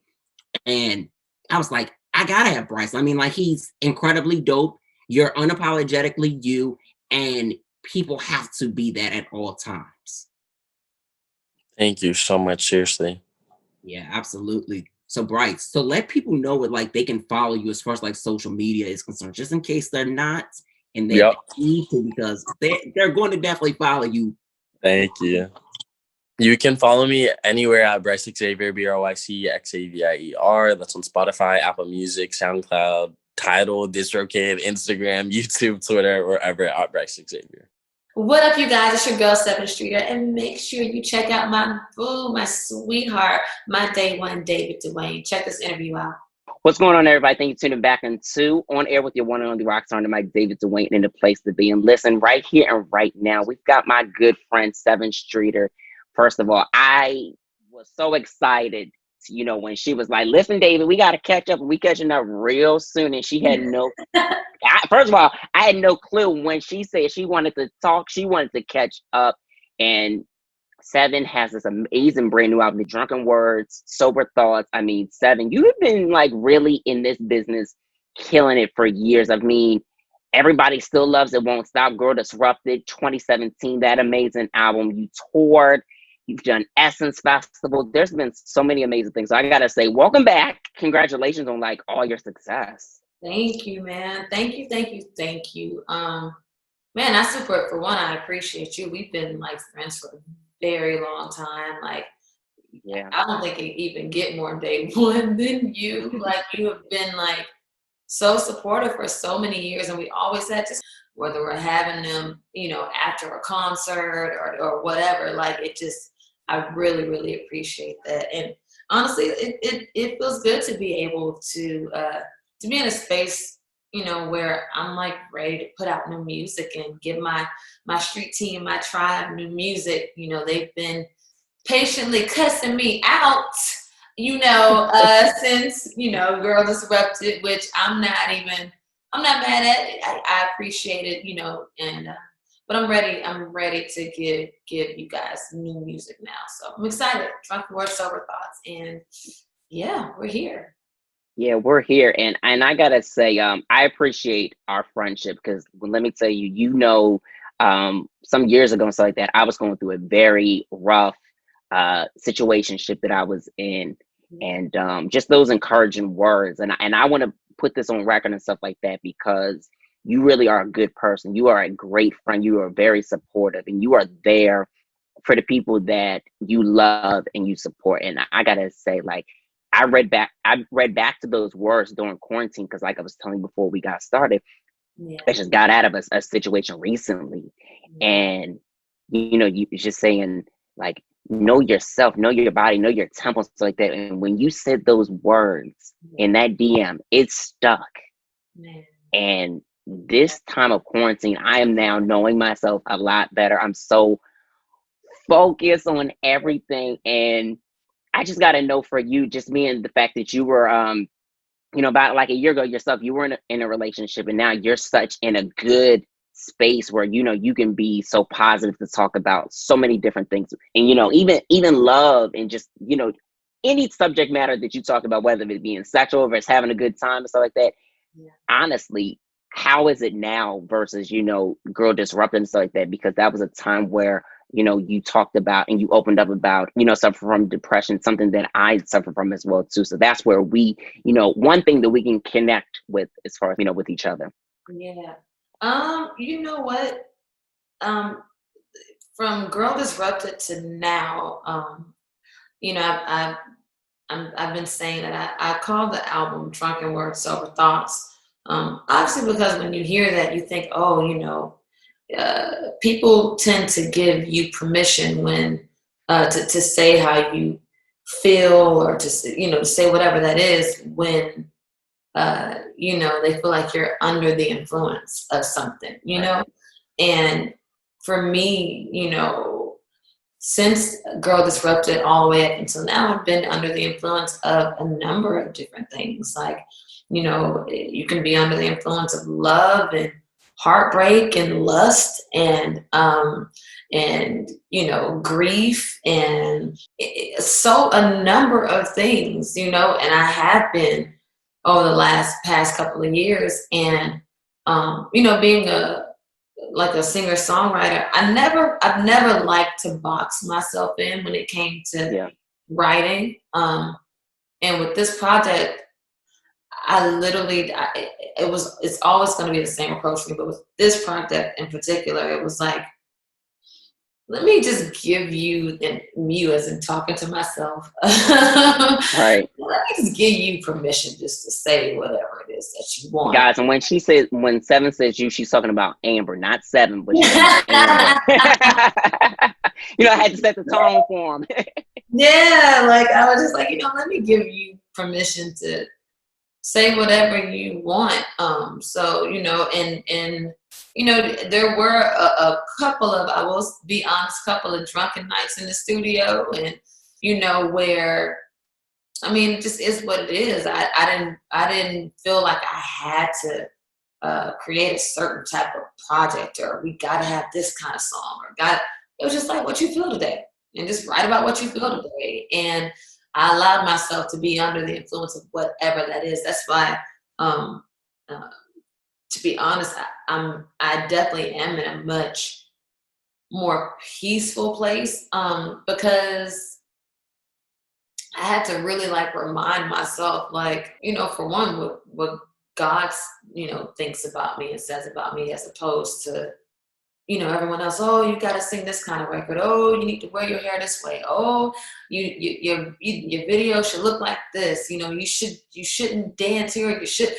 I was just like, girl, do whatever it is that you feel like for once. And I've enjoyed it. It's been great, and I can't wait to hand this project off to my street team and to my tribe, and allow it to be a form of expression for them, you know, to express whatever it is that they're under the influence of, you know, and whatever that is up for them to decide, you know what I mean? So I put all of my shit into my records, and then I just hand it off to y'all, and y'all let me know how they make you feel, you know? Right. And let me tell you something, Kisses, it makes me feel good. And Dave on that record, in the videos, first of all, I gotta say the art direction, just the creativeness with this project already is on a whole nother level. Like, you are really expressing yourself like no other. Like, you've always expressed yourself, but you are really giving every bit of expression. So with Kisses and stuff like that, what was the inspiration behind this record? Like, did you think back to a past time? What got you to Kisses? Because you got a lot of different records. Man, Kisses, it just, for one, the record just felt magical. Just aside from the video, the song itself just feels magical to me. You know, I have to give props to Bongo and Forrest, because Bongo is an amazing producer, and Forrest is an amazing songwriter. And Forrest popped that whole song off. Like, he was like, yo, sis, come listen to this. And, you know, we were actually working here at the house, because I put a studio in my house. I was gonna say, you got a new studio too in the house. Yeah, and it's been amazing.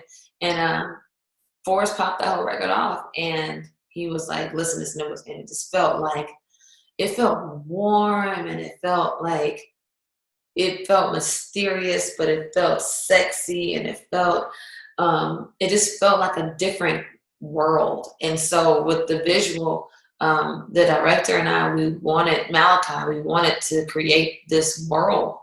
And I've been saying this whole project, you know, even before my sessions, I'd be like, all right, let's have fun, let's play make believe, like, you know what I mean? Let's play make believe, everybody. And I just enjoyed being able to create this world, and to you know, be influenced by the things that I grew up loving. Like, you know, I know a lot of my fellow Aaliyah fans will notice that there are, like, you know, little nuances from her. I always carry little nuances Yeah. from Aaliyah, just because that's naturally who I grew up loving. She's one of the women who I will forever, like, rever, you know what I mean? And so there are, like, little hints of Queen of the Damned in there, because that's one of my favorite movies.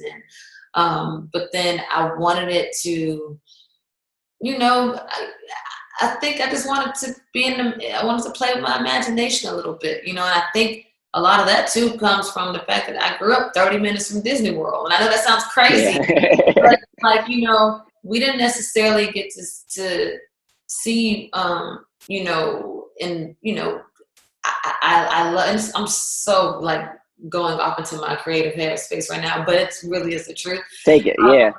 I wanted to give, like, a depiction of what I felt like, just Black, like, melanated, just, you know, just confident, like, goddess Black women. Like, I just wanted to give that vibe. And, like, you know, my dancers were 4 amazing, beautiful chocolate women, like, who just, they carried this kind of, like, you know, the strength and the sexiness within them. Mm-hmm. So just for the video, I just it was important to just feel just those different elements. And Davido is amazing. He was so much fun to work with. And it was just exactly, the video came out exactly how we all imagined it. And I gotta give a shout out to Jazzy too, because Jazzy came in on the second verse and wrote that with me and Davido, and we all had a great time.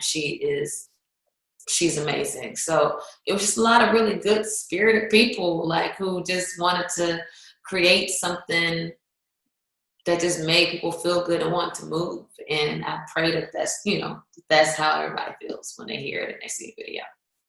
Listen, that is how they have to feel. If they don't, I don't know what's going wrong in their day and stuff like that.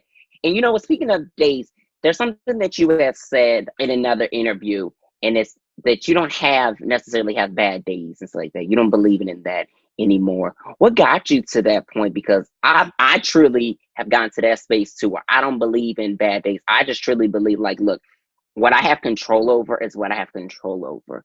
What is out of my hand is out of my hand. What I can't control is my happiness. And guess what? I'm going to make sure that I stay on that road and in that path, because God has got me here for a reason. So for you, what was that moment for you when you said, you know what, I'm here. There's no more bad days? You know what? It was it wasn't even that I set out to not have any bad days. It's just one day I looked up and realized it had been about a good year since I had one.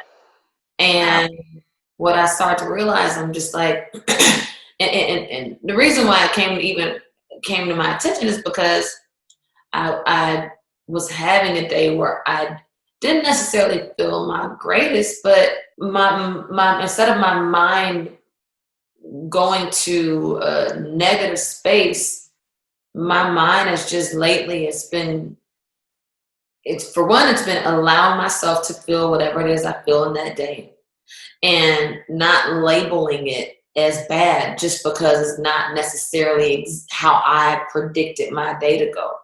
And if something comes against me in a day that in the past I would have deemed, oh, this is bad, now I just go, okay, God, there's this thing. It's sitting in front of me. I don't quite understand it.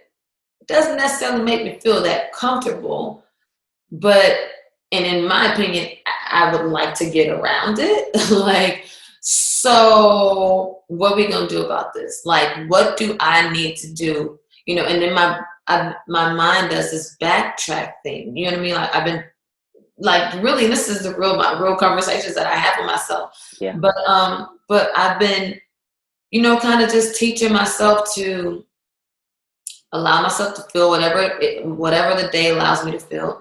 And then just kind of, how do I explain? And I feel like I'm doing a poor job at explaining it, but I literally just ask God how to get around it. I know it sounds very cliche and it sounds But No, but that's important to ask God how to get around it versus, it, how do I stay in it? Because you don't want to stay in it.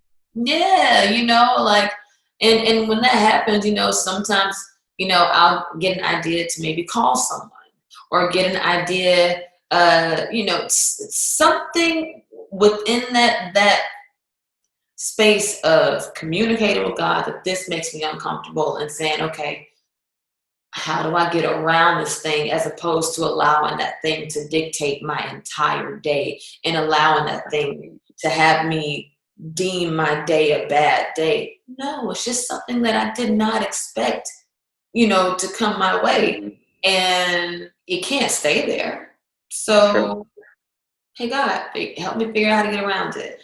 And I feel like that for each person, how you deal with that is going to be between you and God. But for me, it is just it put me in a space of I'm just always on high alert, and I'm always aware and always sensitive to God's voice, because that's what helps me get through my quote unquote bad days, if that makes any sense. Right. No, I feel that. And it's good that the way that you put it like that, and that's how you just, channel in, because a lot of people, they have a hard time trying to figure out, okay, how am I going to deal with something that is an unfortunate moment? Yeah. And sometimes I even have to. Yeah, and well, it's so funny too. I have this tapestry that I just hung up in my house, and it's a quote from the Dalai Lama, and it says, he said, there are only 2 days in the year that nothing can be done. One is called yesterday, and the other is called tomorrow. So today is the right day to love, believe, do, and mostly live. And I read that I put it in my house, at the center of my house, because I really do. I believe in that. I prescribe to that. It's like, we can't do anything about yesterday, can't do anything about tomorrow, but this moment that we are in, like, we can do everything about this moment. You know what I mean? Like, right. And that's the space that I'm working on every day, just staying in that kind of headspace. Well said.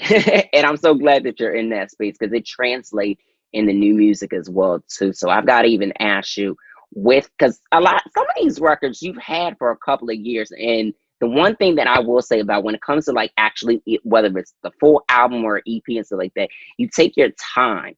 And I was talking to, I've been talking to a lot of different people. So my main thing was speaking with R&B artists such as yourself, anybody that is really a good R&B artist, is we're not just gonna take, 1 month to do a project. It's like you've got to take your time to like really, bang it out. You take your time. Bridget takes her time.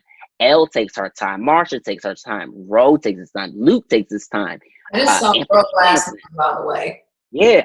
Listen, I had to. I had to name them all. Just saw him last night at Sidebar. I pulled up because he's here in LA, and he's working, and he has a house that he has in Beverly Hills. In this side, I'm so getting off the topic, but to speak to what you're saying, like, he just, has a group of creatives that are just enjoying the process of just creating and making music, and the vibe is so pure, and just like, I just really appreciated, being around me and him. We were having a great conversation about, honestly, the same thing, and we just really love music. We really do. And I need y'all to do something. I know.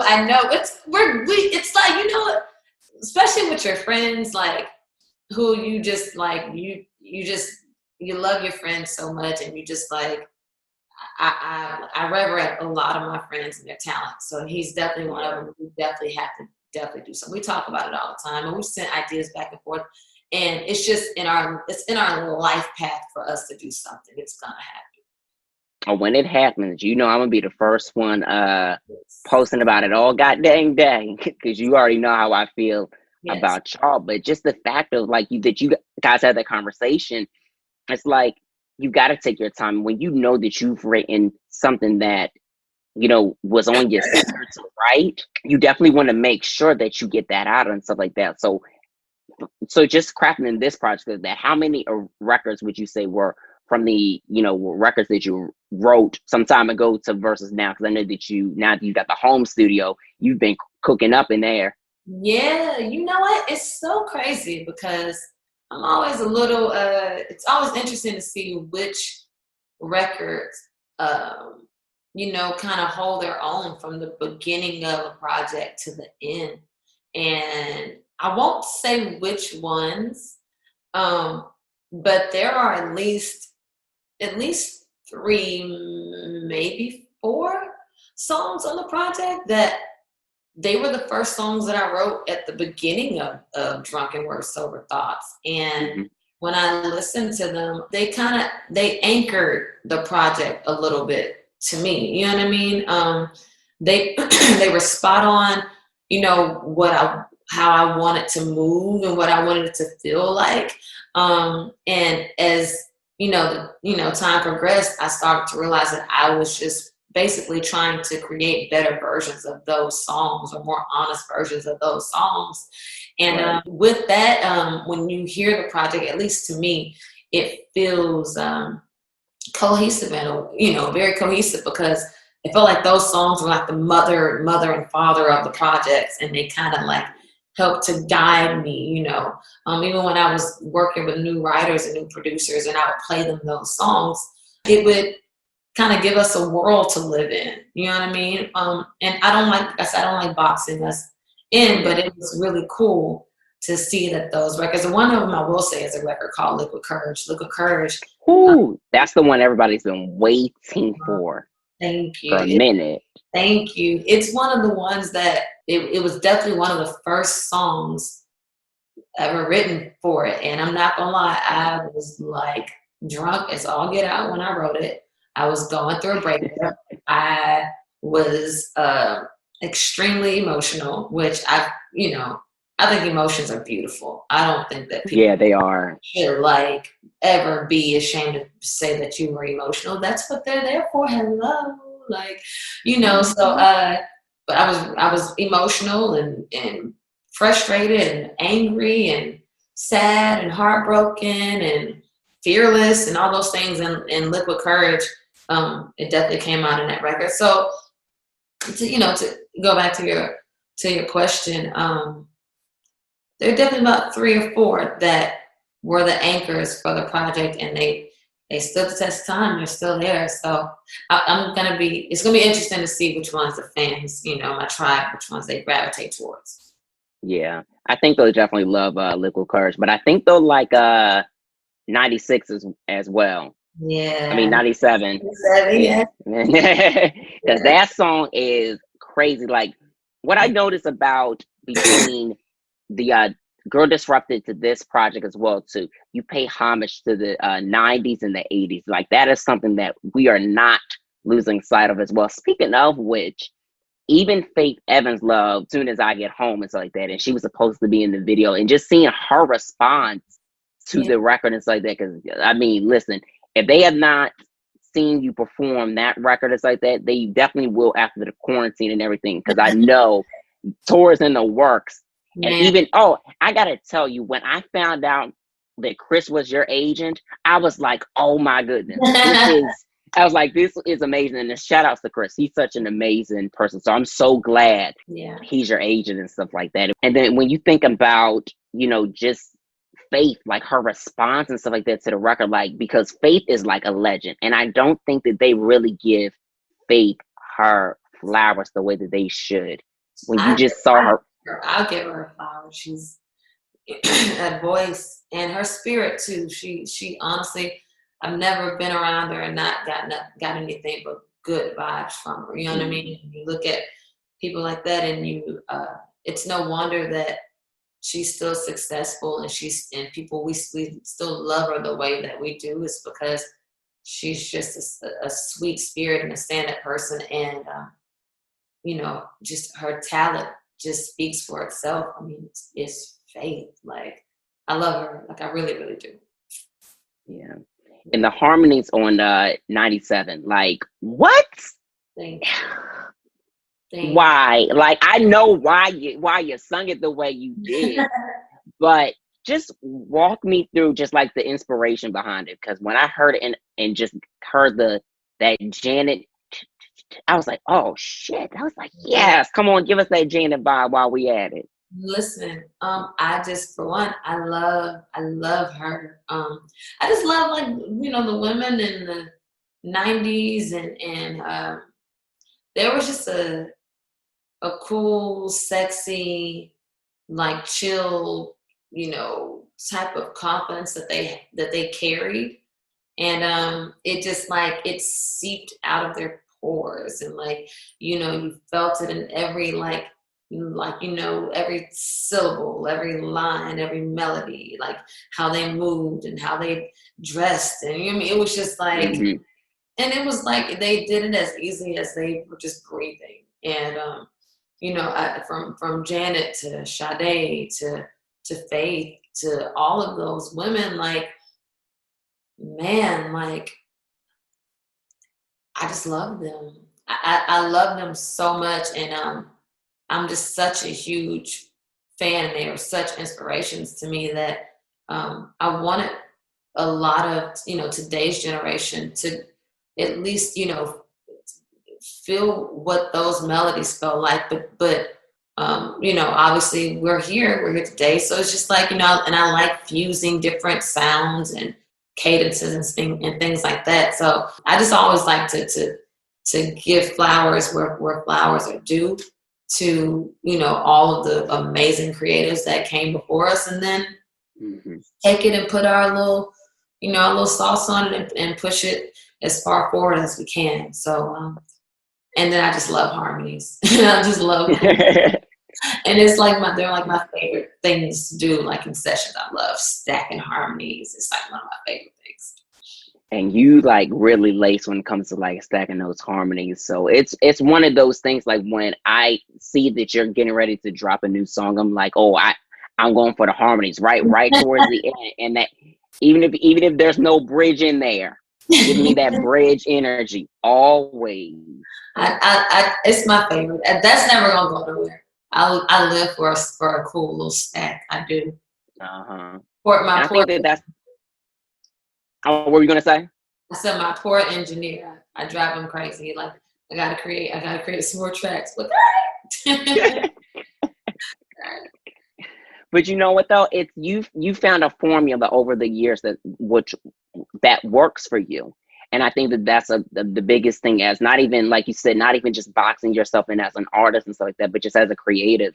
We have to know what our formula is and what we like to do the most, and following that. And you've been doing that. And I think that's, I got to commend you on that, sis, because that is something that the girls and the boys, they having a hard time sticking to their formula. They like to travel into space, and I love being experimental, but once you lock into something that is truly speaking to the person that you are, it's more than anything. And speaking about being the person that you are, this docu-series that you have coming out, you working with Anthony Anderson, right? Yeah, me and Ooh. Anthony has been, first of all, he's such an amazing Black king, and such a stand-up guy, and just good people. I ran into him one day. We were both, I was leaving a meeting, and he was about to walk into one, and I happened to be pitching something, and he, we were talking with my manager, X, and with his team, Aisha, and just sparked up a conversation about life and what I was working on, and his team has been amazing. I felt, I've always wanted to find a way to allow my tribe to know me a little bit better, but and I've had plenty of offers throughout the years to do different types of, reality or docuseries, but it's always been important, to do things and to introduce that in a way, in an environment where I felt comfortable and safe. Anthony was amazing and was able to give me that opportunity. And when fans get to see, like, there's a difference in Sevyn Streeter and Amber. You know what I mean? Yeah. Like there's a difference, Sevyn is obviously, a lot, she's a songwriter, she's a singer.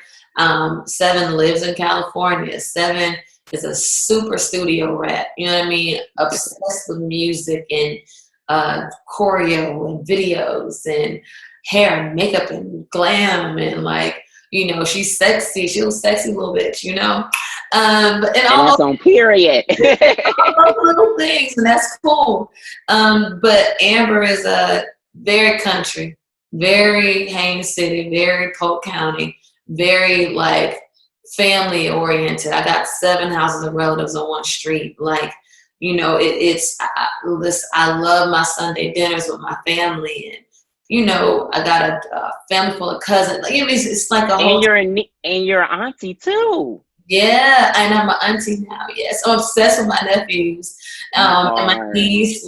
I'm obsessed with family, and so through the docu-series, I can't wait to allow fans and my street team, my tribe, to just to kind of get in there and learn me a little more, because I understand that I will dip off and be in my little space on y'all in 2.5, and y'all girl, what's going on over there? And I think this was the perfect way to introduce fans to that.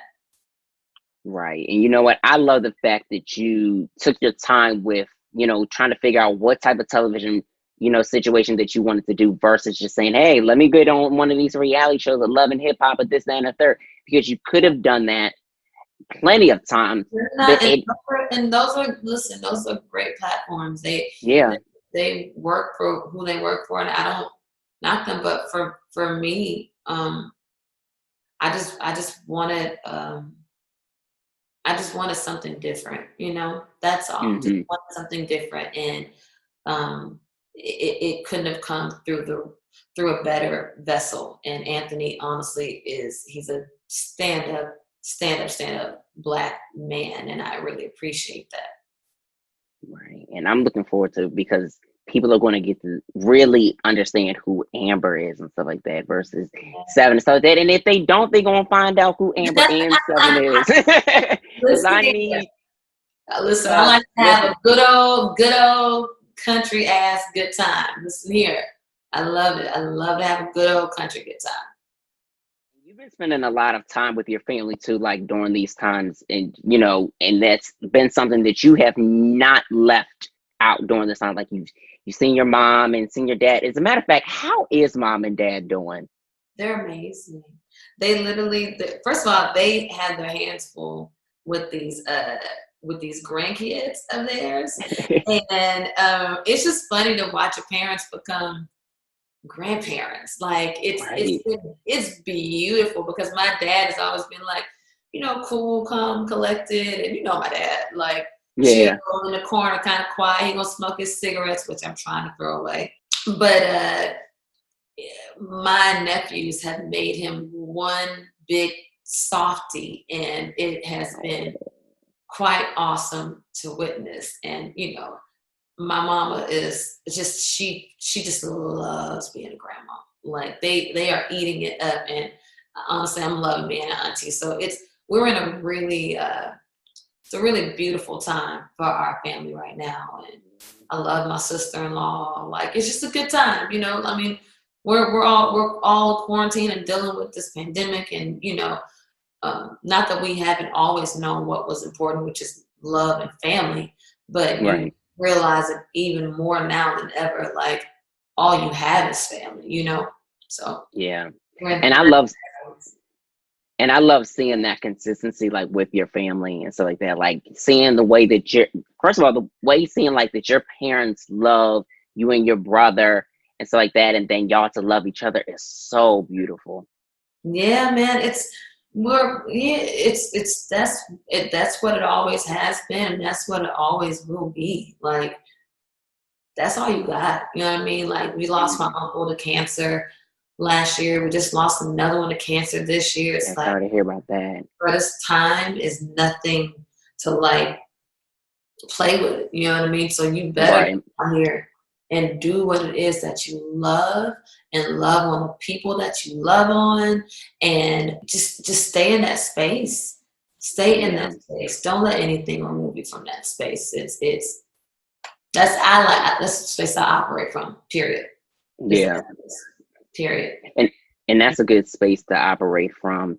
So Yeah. I've got to ask you, just seeing all the things that are happening within our culture and stuff like that, and then and even affecting Black women, just kind of seeing all these different layoffs and within our industry and stuff like that. Like, how have you been feeling seeing those things go on? Like, how have you been able to just kind of keep your spirit uplifted and keep those uplifted as well too, that that are going through that?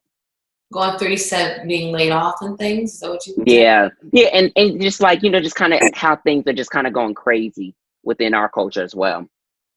I think that because for one, it's a very, very, very trying time. I said the other day that because I like to find as much of a silver lining in things as I possibly can. Because life is going to throw all types of things our way.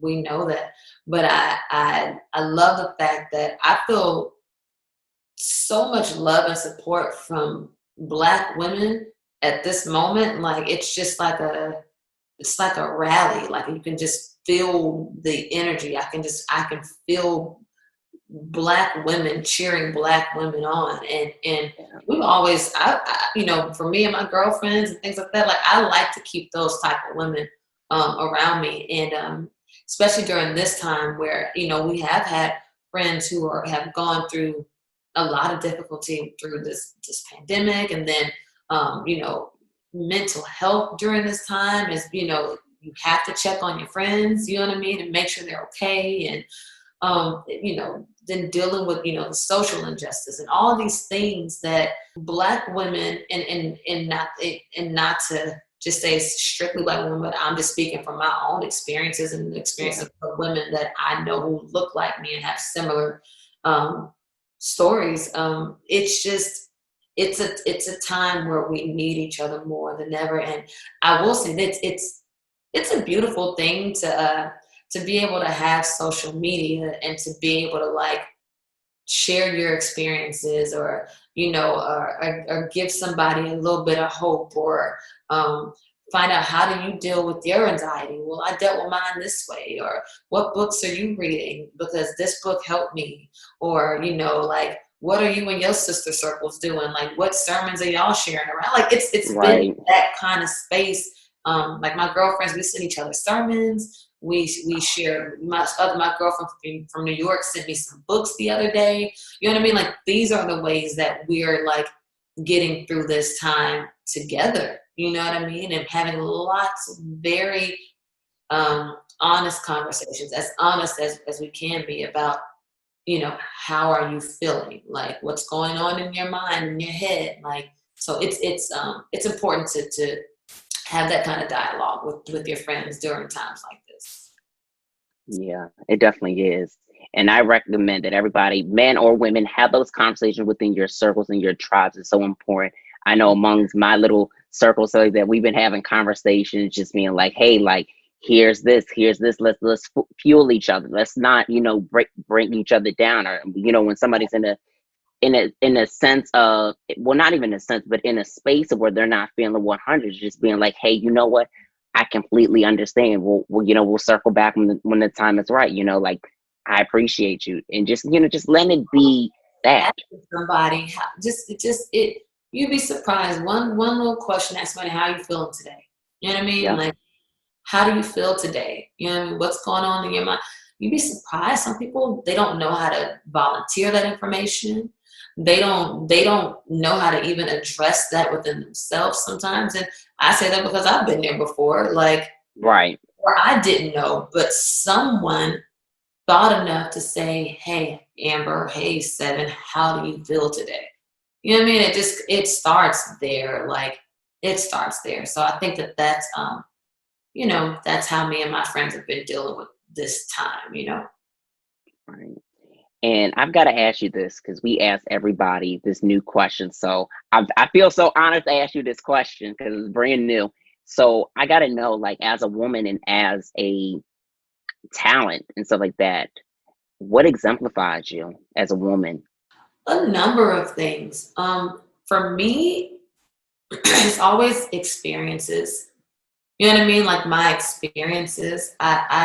My entire life is just, I feel like it's just a series of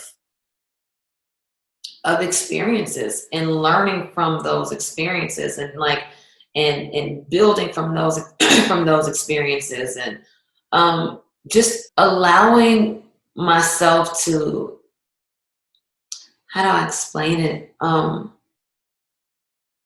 Just to realize that every and I had this conversation with my girlfriend the other day too. We were talking about, you know, even my life from my, let's say, my early 20s to my mid 20s to my late 20s to my early 30s. Like, you know what I mean? It's like these are just all just experiences, and a lot of times you have the same tests that come around. You know what I mean? Like you have, and it's up to you to go, this looks a little familiar. I've been in a similar place before. How did I handle it last time? You know what I mean? Did I handle it well? Did I handle it honestly and truthfully? Like, for me, that way of thinking exemplifies me. Because it pushes me to just become a better version of myself. You know what I mean? Like, I don't think that the tests get easier. I don't think that life necessarily gets easier. We don't necessarily have these magical things that exemplify us to make us, you know what I mean, like these grand versions of ourselves. I think that, you know, listen, every round gets higher and higher. You move from glory to glory. You know what I mean? Like from level to level, you know, experience from one experience to the next, but you learn and you kind of just build on top of yourself. You know what I mean? And it's just, and I know it sounds crazy, but it's like, this to me is what exemplifies me. Like these are the things that create this is the foundation of my makeup. Like this is my makeup, and I just welcome that. Like I welcome it, and you know, at the end of it all, and when you sum it all up, for me, God exemplifies me. Like, you know what I mean? Like it's a God thing. It's a God thing. Like it's a God thing. I don't know any other better way to put it, but it's a God thing. And just, you know, the older I get, I'm just so appreciative for it. I really am. Yeah, and I love how you said it, and you know, just hearing you in this space of growth and healing and just so much spirituality. Like, oh my goodness, if I could hug you, I would, but I'm gonna just give you that virtual hug. I love you too. I do. I'm so proud of you because you've come such a long way, and I thank you, and I'm yeah, and I'm saying this to Amber, and I'm saying this to Sevyn, that I'm proud of you. You've come such a long way, and I am so excited for everybody to be able to get this album and stuff like that. Drunken Words, Sober Thoughts, November. I mean, woo! It's going to be amazing. Thank you. This year, I'm ready to just get it off of my chest. You know, like I've been like this with it for a good little minute, so I'm ready to just give it to my tribe and for it to speak to them in whatever way it speaks to them. Well, Sevyn, let everybody know where they can follow you, like as far as like social media is concerned. If they haven't already followed, they need to be, and I will literally choke them and end them if they don't right now. So tell them where they can go, so I don't have to do that. No, you don't. Listen, you guys, just make sure you follow me on Twitter and Instagram at Sevyn, Sevyn, and you know, comment, DM me, holler at me, say whatever, you know, chop it up with me. Yeah. All right, you guys. So that was our show for this evening. Shout outs to Sevyn, Rebel Ray, and Bryce Xavier for their amazing conversations that they had with us. Listen, I was feeling this episode. I cannot wait to get to episode 7, especially episode 7 with Sevyn. Okay. Ain't no coinky dink. Ain't no coinky dink. Ain't no coinky dink at all.